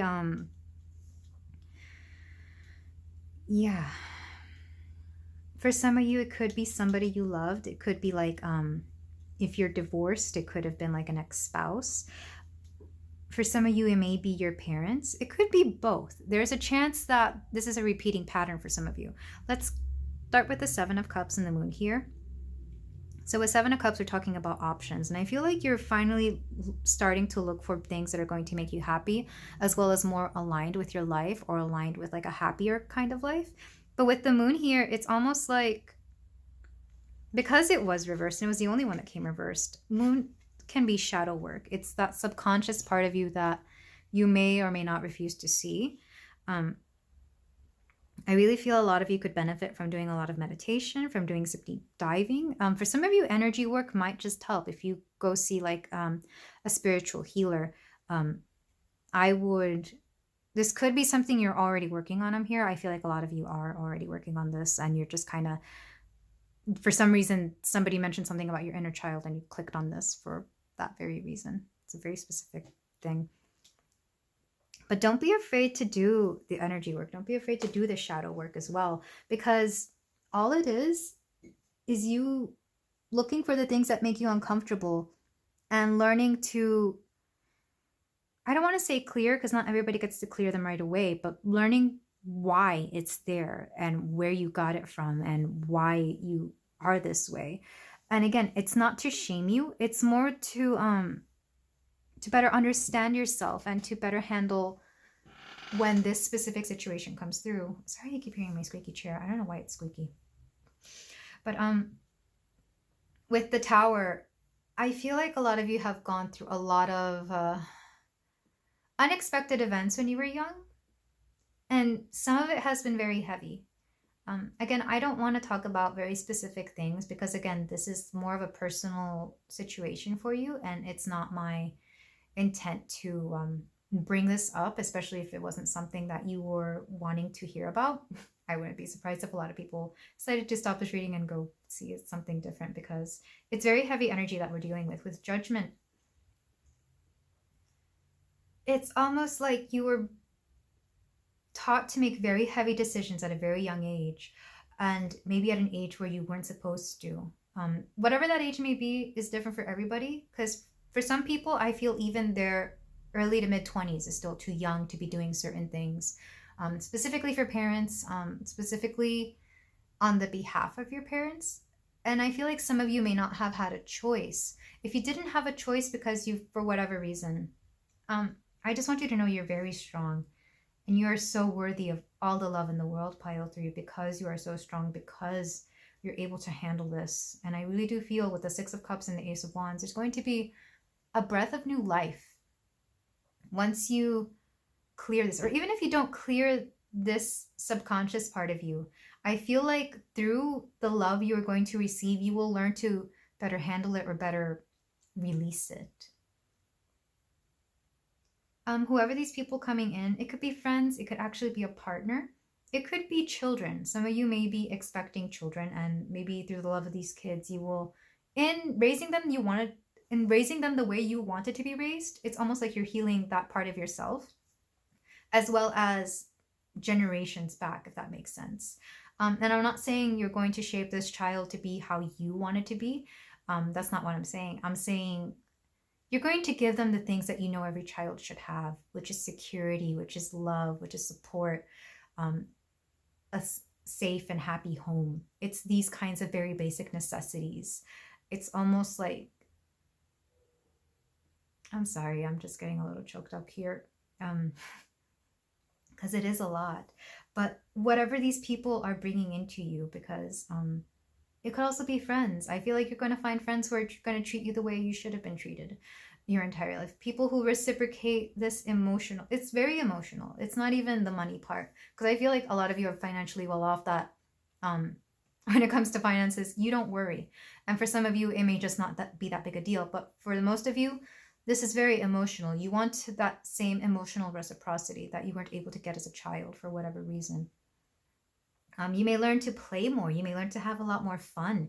You may be one of those people who kind of makes fun of people who, like adults that go to theme parks like Universal Studios or Disney. Like you may not understand that. And maybe you'll find people who do that very exact same thing. And you will learn, you will see why it's fun. Like you will finally understand why it is they do what they do. That's just an example. I'm not saying any of you are going to do that, but you know, it's an example of why people do the things they do. Or camping, that could be another thing. Maybe you don't understand why people want to go out into the middle of the woods and sleep there. But then you'll find a group of friends, or maybe one friend, and you'll start camping, and then you'll realize, oh, okay, this makes a lot more sense. This is actually kind of fun. Your inner child will come out then, because I really feel like your inner child is very closely tied to your actual childhood or lack of childhood. With the Two of Swords and the Lovers, you may be very indecisive when it comes to romantic partners. And part of that could be due to the fact that you do have quite a unique situation with your family life, or even your, whatever it is. I feel like that family baggage that you understand you have, you don't want anybody else to have to deal with that. If that's the case. For some of you, it could be a partner that you kind of don't know how to handle because you've handled life very differently. You may have trouble relating to them. But regardless, I feel like this partner is going to be very understanding of your situation, and they may actually help a lot, both with your situation or with you, and they're going to care a lot more about your own inner emotional needs, I'm hearing. And this partner is going to kind of knock your socks off. They're going to be so understanding and so generous, and so I'm also hearing they're a very gorgeous person. Whatever you're into, this person is going to be amazing. And you'll feel, I think it's interesting that you chose the deck that has Beauty and the Beast, because you may feel like the Beast in this situation, and you have this beauty, and much like that movie, the Disney movie, or any of them, I haven't seen any other ones, where the Beast is very rough around the edges. And I feel like you feel that same way, not because you are rough around the edges, but because you understand that you have a very unique situation. In the Beauty and the Beast, the situation is, well, all my people in this kingdom, in this castle, are objects because of something that I did a long time ago. Or in your case, it could be like a family pattern or something. But this person is going to have so much patience, and they're going to treat you like you are this amazing creature. Maybe not creature, this amazing person. They're going to treat you like you're just wonderful. And through that, it's almost like you heal the rest of the castle, if you will. Yeah, I feel like that metaphor. Beauty and the Beast might be one of the few animated movies you actually like, pile 3. Or maybe it's just one of those that is your favorite.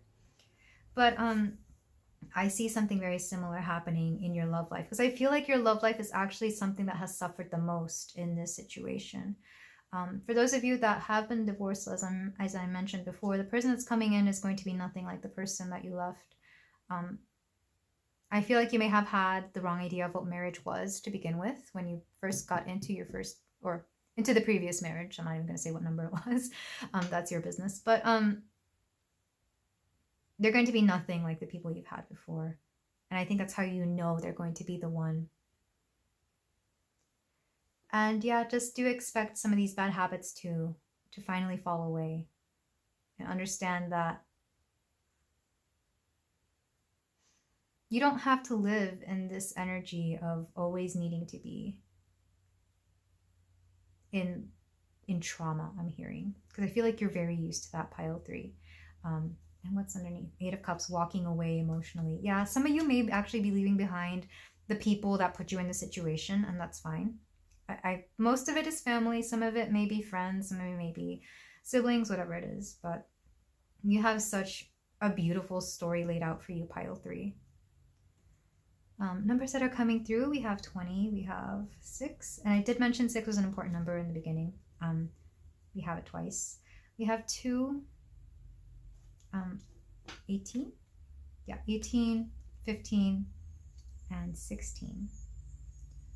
Some of you may have started working as young as 16 and 15, I'm hearing.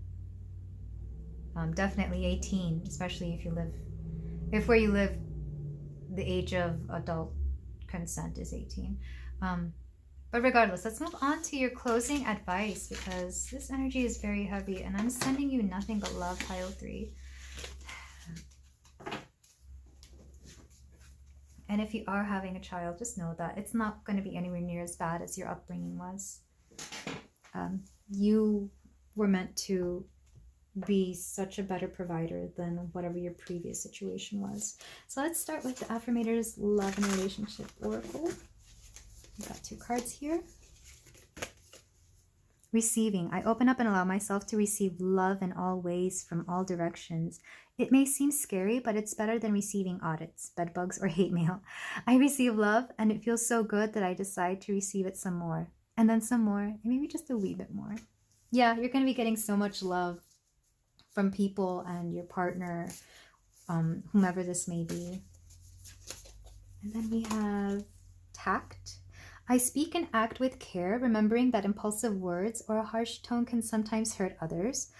If it feels like I'm walking on eggshells, I'll remind myself that those eggshells might actually be a shop full of china, and I might actually be a bowl.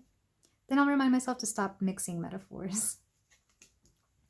I feel like some of you are going to need a lot of tact when handling the situation that put you where you are, my lovely pile 3. Again, I feel like it's mostly with family. It could also be whatever. It could, for some of you, it might actually be friends. You may have developed friends with similar patterns to your family because of this.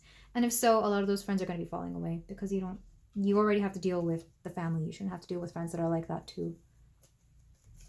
And then we have Pokemon cards from the Pokemon Oracle.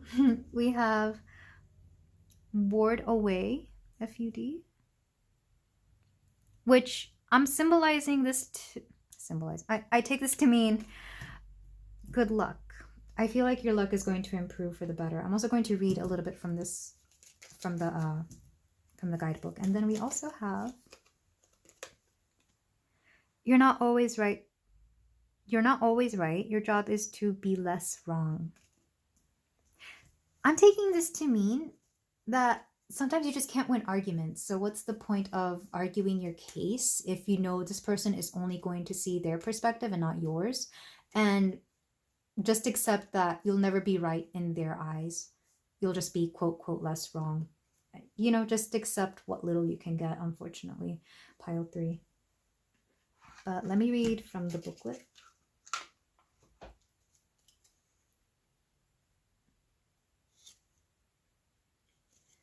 Fear, uncertainty, doubt. That's what FUD stands for. The world is based on odds, not certainty. Are you underestimating how normal it is for a lot of things to fall? to fail. Yeah, I feel like some of you may feel like you failed somehow in walking away from this situation, but the truth is, some things you just can't win. Some people are just not going to change, and some people just will never appreciate you for the beautiful soul you are, pile 3. But I am sending you so much love. This is all I have for your reading today. Let me know if any of this resonated. Again, I'm sending you, your partner, your people, everybody, including your family, so much love in this pile. Feel free to like, comment, and subscribe, and I will see you in the next reading. Take care. Hello there, pile 4. If you chose the animated movie tarot deck and rose quartz polished stone, then we have your reading here for you today about what your inner child would like you to know. So we have the Little Mermaid for the Sun card, and I don't know about you, but I honestly swore this was a moon because that seems more appropriate than a sun, but we're just going to take it for what it is, the sun, vitality, and optimism. So I get the feeling if you're one of those mermaid girls, you probably chose this pile, or maybe you just really, really love Disney movies or Disney princesses, Disney World, any of that. Regardless, I really feel like as a child, you wanted so much more out of life than it was giving you. And for some of you, maybe romance was kind of a big deal, but that doesn't necessarily have to be the case. It could also be, you know what, it could be, because romance isn't necessarily love relationships, but romance can also be adventure, the love of, you know, just, I don't know how to explain it, but the beauty in everything. You kind of wanted everything around you to be beautiful, sparkly, amazing, and emotional at the same time. Emotionally amazing. But regardless, let's go into your oracles to see exactly what it is your inner child would like to say. And then we'll go into the tarot to see what else we can get out of it. So to begin, we have I can't pronounce this, dilettante. Delights in the arts without having to be a professional, alerts you to the danger of becoming superficial in your pursuits. And the shadow attribute is pretension to much deeper knowledge than you actually possess. I get the feeling a lot of you might be very creative, or you are creatives professionally somehow. We also have space. We have Star Mother. How can you mother yourself? We also have Miracles. And Spider Spirit. Make your dreams real. I get the feeling some of you, especially if you are creators, you may be weavers, knitters, crocheters, something to that effect. Or you may have spent a lot of time with your grandmother doing this growing up. I don't know why that is coming through, but for some reason your grandmother was a big part of your childhood. And I feel like your inner child takes up a lot after the things your grandmother encouraged you to do as a child, if that makes sense. So it's kind of like your inner child is always reminding you, it's like, remember what grandma said about this, or remember this is how grandma used to do it. Just little things about your grandmother are coming through. I know, especially with Star Mother here, because she looks like the Virgin Mary. Maybe some of you had a very religious upbringing or a Catholic upbringing. That's coming through. But I'm also hearing, how can you mother yourself? For some of you, I feel like your biological mother was not the mother that was the most quote, quote, motherly person. They were not the main nurturer in your life growing up. This could have been, again, your grandmother, because that came through. But I'm also hearing somebody who was very creative. It could have been a sibling. It could have been an aunt and uncle. Somebody who had very creative pursuits. So your inner child is kind of always going back to wondering how things could have been different. And I'm not, well, the inner child, I feel like you're very connected to your inner child, because I'm having a hard time distinguishing between your childhood self and your inner child. So I feel like you already listen to your inner child quite regularly, pile 4. Like they're always with you and you kind of keep them there. Maybe they are a source of inspiration for you. So that's why you that's kind of why that's coming through, especially if you do art that is very quote, quote, childlike. So maybe you draw and it's all like cartoonish animation, or anything with a lot of color. I feel like, yeah, your inner child is very much very close to you. So with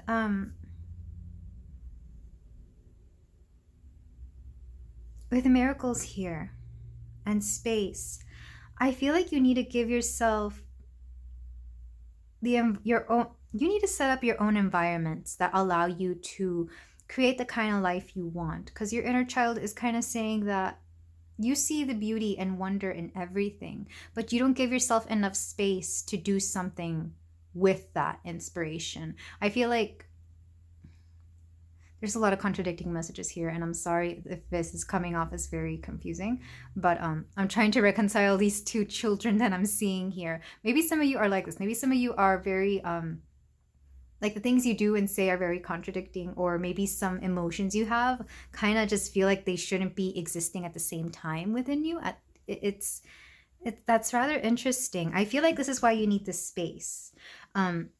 Because there's a part of you that needs that meditative energy. You really need to sort yourself out and understand that it's okay for contradicting things to exist at the same time. That's very much the case. You can both be sad that somebody is leaving your life, but also be happy that they are moving on to better things, if that resonates. Or you can both be very creative, but also hate actually creating things because it forces you to to put your mind and actions together to work into something, if that makes sense. You can both love your mother, but also dislike how she brought you up, or the fact that she wasn't around. Just things about her. You know, I feel like there's a lot of contradicting energies within you, and it's okay to experience these things. It's very much okay. But I feel like the space that you need is very much going to help sort this out, to be both at peace with the fact that these two things can happen at the same time, and there's nothing wrong with that, and to kind of better navigate, if you insist on choosing one or the other, to better help you decide between two emotions. It's like, well, what do I want to feel, or how do I want to see this? Do I want to see it like this or that? The space is going to help you a lot. Some of you may be in this current void type space. Maybe you're taking a hermit moment. Maybe you're taking a sort of pause from regular life. Some of you may be on vacation. Some of you may be on a leave of some kind. But it's rather interesting because I feel like it doesn't fit with the rest of these cards. So let me put this next to the spider, because I feel like the spider, I'm going to read from the book for the spider, because spiders are very interesting. I always associate them with the goddess, the Greek goddess Athena, because of the myth of Arachne, who is the woman who could weave so well she could outweave Athena. And Athena is known for crafts, specifically texture woven crafts, yarn crafts, which I used to do. I used to knit. And it's funny because I always imagine Athena having a bluish gown. So it's interesting that this specific Virgin Mary, like, I'm pretty sure this is the Virgin Mary, creature looks like her. And Athena is also one of the quote, quote, virginal goddesses. So I'm taking that to mean that you very much believe in a purity of heart, or a sense of purity in general. Like that to you is kind of a thing. Not necessarily saying you're a virgin, though that could be the case for some of you. Or some of you could choose to be celibate, even if it's just for this current moment, with the space here. Maybe if you are taking a bit of a break from everything. Some of you could be taking a break from dating, I'm hearing, or from pursuing romantic interest because you have certain things going on. With miracles, some of you may be, how do I put this? You may be witnessing certain things within people that has to do with life. So some of you could be you could be raising a child, and you're seeing the miracle in how children are. And I think this goes back to your inner child, and you're comparing it to the children around you, and it's like, it's kind of wonderful that we get to have this period where we're children. And some of us keep it with us, for a while, and then some of us kind of reject it. Everybody's got their own relationship with their inner child, and even their childhood past. But I feel like for you, the current energy you're in and what your inner child, I feel like they're always pointing at this too. The miracles in life. You're not afraid of of seeing the beauty in things, of taking inspiration from anything, even the ugly things. That's the amazing thing about being a creator. I feel like this goes back to this card. You can turn ugly things into beautiful things. Think about recycled paper, for example. I find recycled paper to be very beautiful, even though it looks imperfect, even though it's not completely white. I just love the texture and I love the colors and I love even the graininess in it, because sometimes it's got like little weird dots from the words, the ink in the paper. It's so imperfectly perfect, if that makes any sense. And I feel like you're very similar, or you are kind of learning this. Again, it's that contradiction. How can something ugly also be beautiful? With the spider spirit, make your dreams real. I feel like you're creating something, whether this is metaphorical or literal. You're creating something within this space that you are currently in, or are going to be given if you don't currently have this space. And it's going to be quite profound. I feel like you've had a dark night of the soul, or you may currently be in this, pile 4. And if you are, I'm just sending you so much love. And I know that your guardian angels are with you. Because this question, how can you mother yourself? Call in your guides. I promise you, you have very motherly guides. And they are always there to offer advice, offer good energy, and to give you the nurturing that you may not have had throughout your entire life. And I feel maybe this is part of the reason you keep your inner child. To you, it's like they are a guide of some sort. Like maybe you have childlike spirit guides as well. But let me read from for the spider spirit card here. This is from Spirit Animal Oracle from Colette Baron Reed, which, by the way, I love this little book so much. I feel like this was deserved like a bigger book or something, because this deck is amazing. But let me go ahead and read for number 57. 57 could be an important number for you. It does reduce down to 11, so maybe 11. 11 is also an important number to you, pile 4. Make your dreams real. Weaving your dreams into the fabric of life begins with a single thread of intention, and then Spirit joins you as your co-weaving partner. Take but a single step to make your dream a reality, and Spirit will take 10 toward you. For the universe is designed to support your dream weaving. Spirit Spider arrives when you need reminding of the awesome power of co-creation with Spirit. Ideas and resources will begin to appear as if by magic, as you begin to bring your dreams from the realm of intention into the world of the senses where they take form.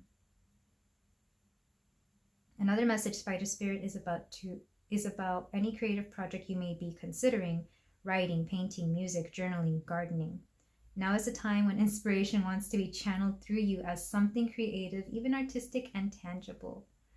Yeah, it's kind of interesting that did resonate with this artistic card. I really do feel like this pile is very artistic. Also because we have rainbows, and to me, rainbows, yes, they can signify the LGBTQ community, but they also signify to me artistic ability. It's a newer theme that's been coming along with rainbows, because rainbows can mean so many things. But also alignment. I feel like, I don't think you're aware of this, pile 4, but when you create, when you make art, when you do something, you are actually shifting parts of yourself so that you are in better alignment with your higher self and with the kind of life you want to live. And even if you're not artistic, I still feel like anybody can create a life they want just by doing things that call to them. Sorry, that's my dog barking. Give me a moment. Pile 4. He's okay. He just heard the package delivery. But as I was saying, with creativity, I feel like we just become more aligned with our true purpose and our highest self whenever we do something creative. And this is what the spider is trying to tell us in this oracle spread. I'm going to be looking into the astro dice to see any other interesting tidbits your inner child would like to tell us. So we have Neptune, we have the 9th house and Aries. So 9th house is the house of travel, but it's also the house of expansion, of spiritual expansion specifically. I consider travel, it's interesting. I consider travel both to be something we can do physically, like go from place to place, and something we can do within ourselves, like traveling to a different energy of being, another frequency of being, if that makes sense. So there's definitely movement here. I feel like your inner child is always guiding you to go certain places, whether that's in your emotions or whether that's an actual place on the map of planet Earth. With Aries, your child is actually kind of impulsive, your inner child. That, or you could be an Aries. You could also have, well, I don't think Neptune and Aries is a thing.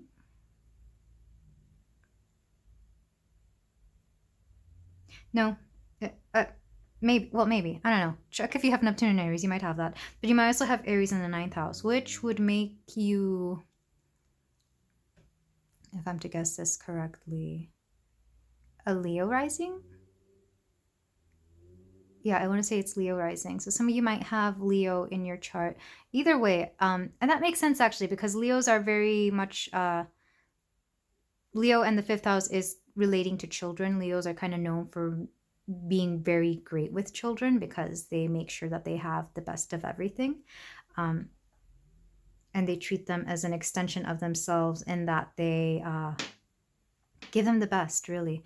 They support them entirely. Even when they have faults, they kind of make the best of it, if that makes sense. And likewise, I feel you're the same way. I feel like if you do have any actual children that are in your life, you would give them anything. You would do anything for them so that they could have the best, most amazing life. And likewise, I feel like the children in your life really, really love you, pile 4. Both because you are very creative. I feel like you're a very colorful person. You might have like very colorful way of dressing, or maybe your house is very fun and colorful, or you might just have like a lot of the best crayons and markers and whatever, and the kids around you just love to use your stuff, unfortunately. So you end up giving them not the nicest stuff, right? But with Neptune here, I feel like there is a lot of Neptunian energy in this deck. Somebody who is very based in their intuition, somebody who listens to their dreams, both aspirational dreams and the dreams that they actually have at night, as well as the things that that inspire them, because Neptune is a very inspirational planet. This is where we have the arts. This is where we have the subconscious, that which is not tangible and yet creates so much beauty and movement and emotion.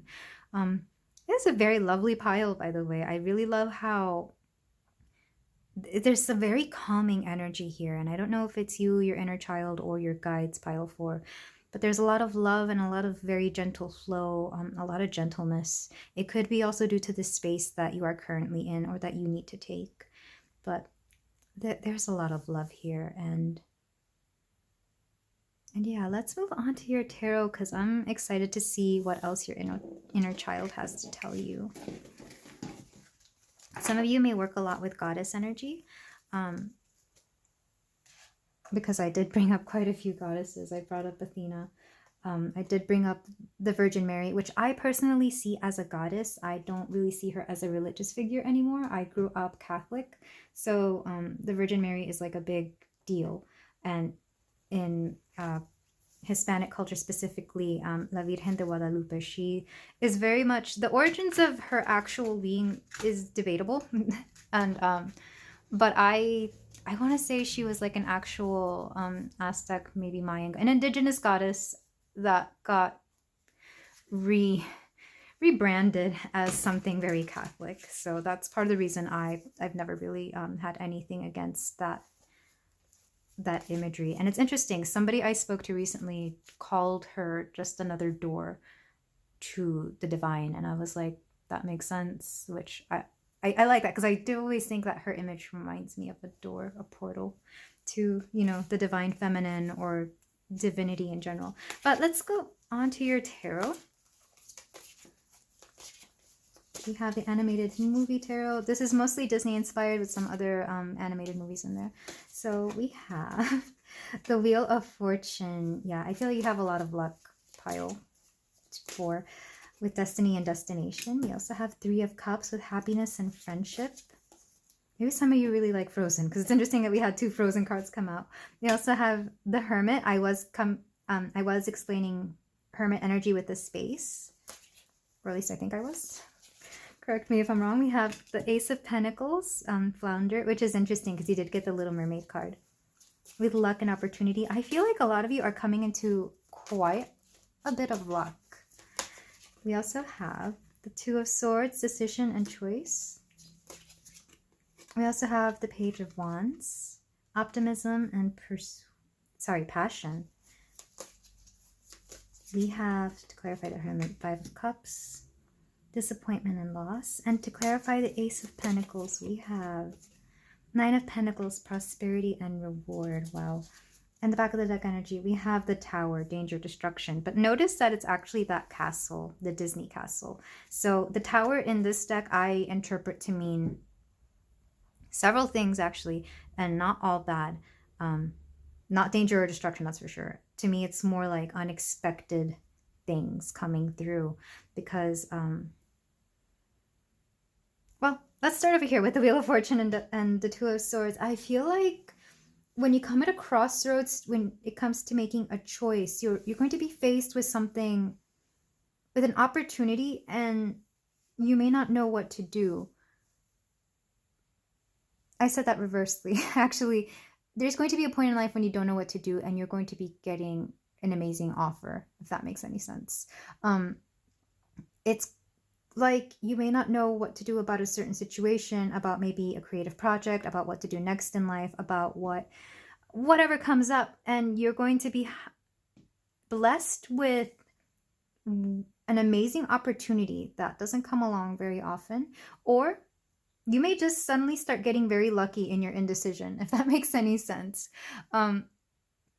It's quite weird. I wanted to read it the other way around, but that didn't make sense. So for you, I feel like what your inner child is asking you to do is really believe in the miracles, because you will be somebody who starts getting solutions to the things that kind of keep you stuck, if that makes sense. And not only will you find solutions, the solutions will show up kind of magically, if you will. And I really feel like this is part of you being a creative. This is what being a creative has taught you to do, is to really believe not just in your magic, but in your ability to create whatever you want out of life. I feel like kind of like if some of you are writers, I feel like you've realized that some of the things you write come true, and this is how you realize that scripting was a thing. Likewise, if you draw something or if you paint something, I feel like you end up finding things that look exactly like the things that you have drawn, which is weird because we usually draw inspiration from real life when we draw. We look at something and then it becomes an image. But in your case, you draw the image and it becomes real, which is very interesting. I wonder if this is like a very special skill that you specifically have. It makes me think of, oh, sorry if I tapped that. It makes me think of, I'll see ads for things like, oh, I can draw your soulmate.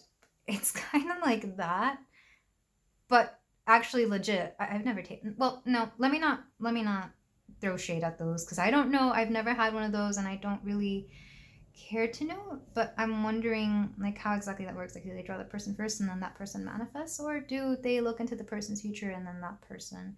I'm pretty sure it depends on the individual. It depends on who's drawing it, but like I feel you have an ability similar to that, but it's not something you really share with everybody. It's more like you keep this as a safe secret to yourself, and this is one way that you go about creating amazing things in your life. With the 3 of Cups and the Page of Wands, I really feel like you're about to, if you don't already have friends that are very fire nature oriented, or even fire signs, Aries, Leo, Sagittarius, then you'll be finding friends who have that fiery spirit that maybe you find yourself a little bit lacking in, pile 4. The Page of Wands is somebody who's full of optimism, full of passion, but also a go-getter. Like, they're up for anything. They have seemingly boundless amounts of energy. And likewise, either you're going to embody that through your friendship circle, or you will find people who are very much like this. This could also be a sibling that you have that is like this, because we do have Anna and Elsa here. And maybe you have a sibling who is very similar to this. In fact, the Three of Cups makes me think of my sisters, because the traditional card has 3 women like dancing around in the moonlight with their cups up in the air, their drinks up in the air. And that's how I see me and my sisters. There's actually 3 of us, and we like to have fun. So either your friendship circle is going to start having this fiery energy, or you will make friends who bring that out in you, or like that. Or even just connections, networking. It doesn't even have to be a friend. It could just be the people you know. With the Hermit and the Five of Cups, disappointment, loss, I really do feel this Hermit mode was brought on due to some kind of a loss or a disappointment. But it's interesting. I feel like this time around, I feel like you're somebody who's actually faced disappointment and or loss quite a bit. But this particular time that you went into quote, quote, hermit mode, you kind of learned better from it. You understood that it wasn't for you to just stay in this energy of contemplation, of feeling sorry for yourself. It was to get you ready for something amazing, because we have the Ace of Pentacles here with luck and opportunity, and the Nine of Pentacles with prosperity and reward. You have such a rewarding and abundant future ahead of you, pile 4. And it might come out of nowhere, again, because we have the Wheel of Fortune. We have the Tower card here. And the Tower card is unexpected things that happen out of your control. Unexpected things that happen outside of your control. Like you didn't see it coming and you couldn't help it. And a lot of people see this as a bad thing, because the traditional card has the Tower and like the thunderbolt and the people falling out of it and whatever.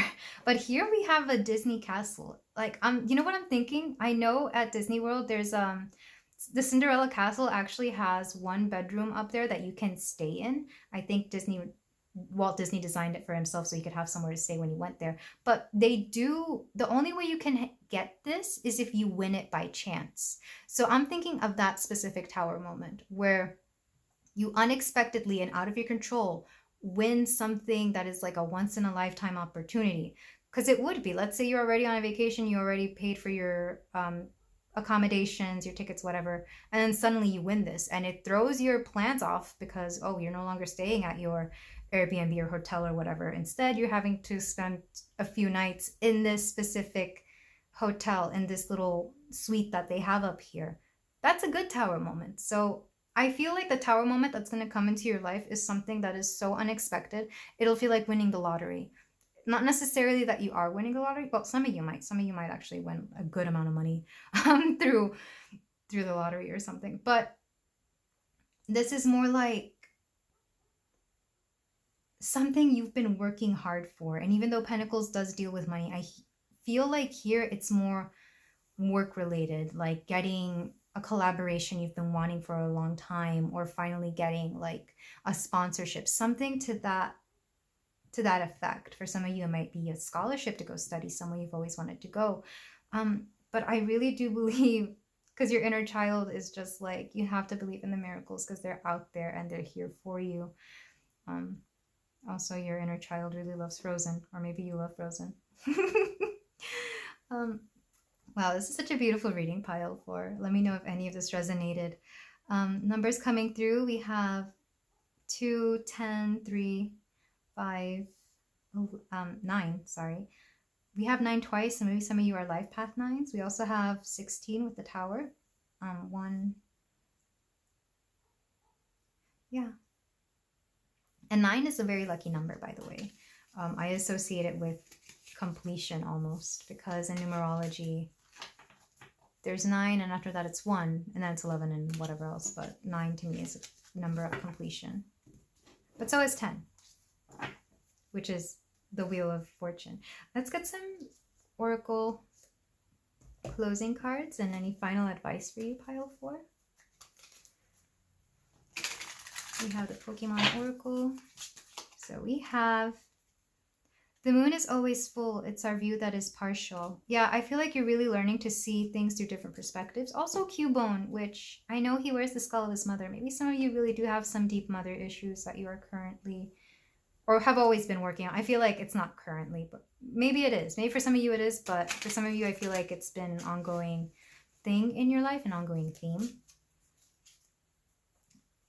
And then we also have, oh no.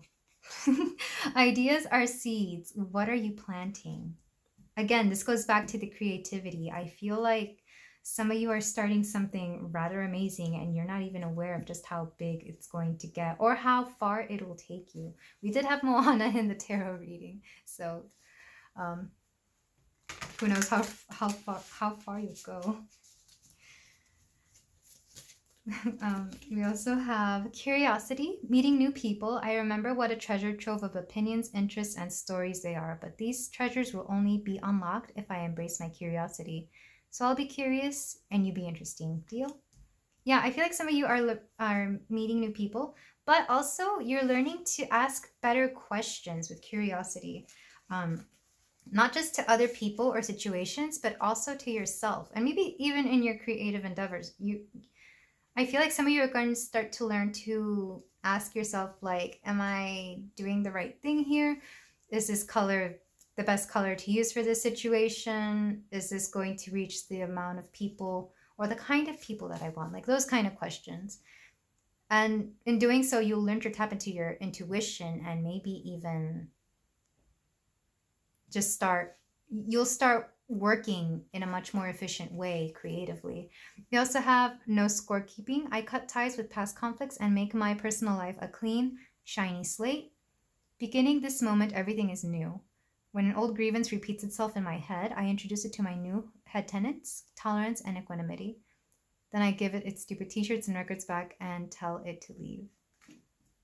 I feel like some of you are letting go of a lot of baggage you used to have, whether it's with your mother or with your family or even just with whatever has held you back in the past. Some of you may be letting go of some people, and some of you may just be letting go of the energy of past situations or of past habits that were no longer benefiting you in any way or anyone around you either, which is wonderful. There is so much growth in this reading and so much love, and I can tell that you are surrounded by somebody who very much loves you, pile 4. Not just your inner child. I really feel like you have guides that just want nothing but the best for you. Some of you even have angels. You may have you may not be actively aware of angels, or maybe you don't really care for that kind of stuff, but I feel like as a child, especially if you prayed to angels as you were children, they kind of stay with you. And I know this because I have felt this and almost kind of seen it. I used to pray a lot to angels as a kid, and I feel like it's the only prayer that I really did as a child that resonated the most, that I got the most loving feeling out of, if that makes sense. But take that only if it resonates. This isn't for everybody. But that is all I have for you, my dear pile 4. Thank you so much for letting me read for you. Let me know if any of this resonated. And if you feel like doing so, you can like, comment, and subscribe. And just know that you are very loved and you have so many beautiful things ahead of you. I will see you in the next reading. Bye.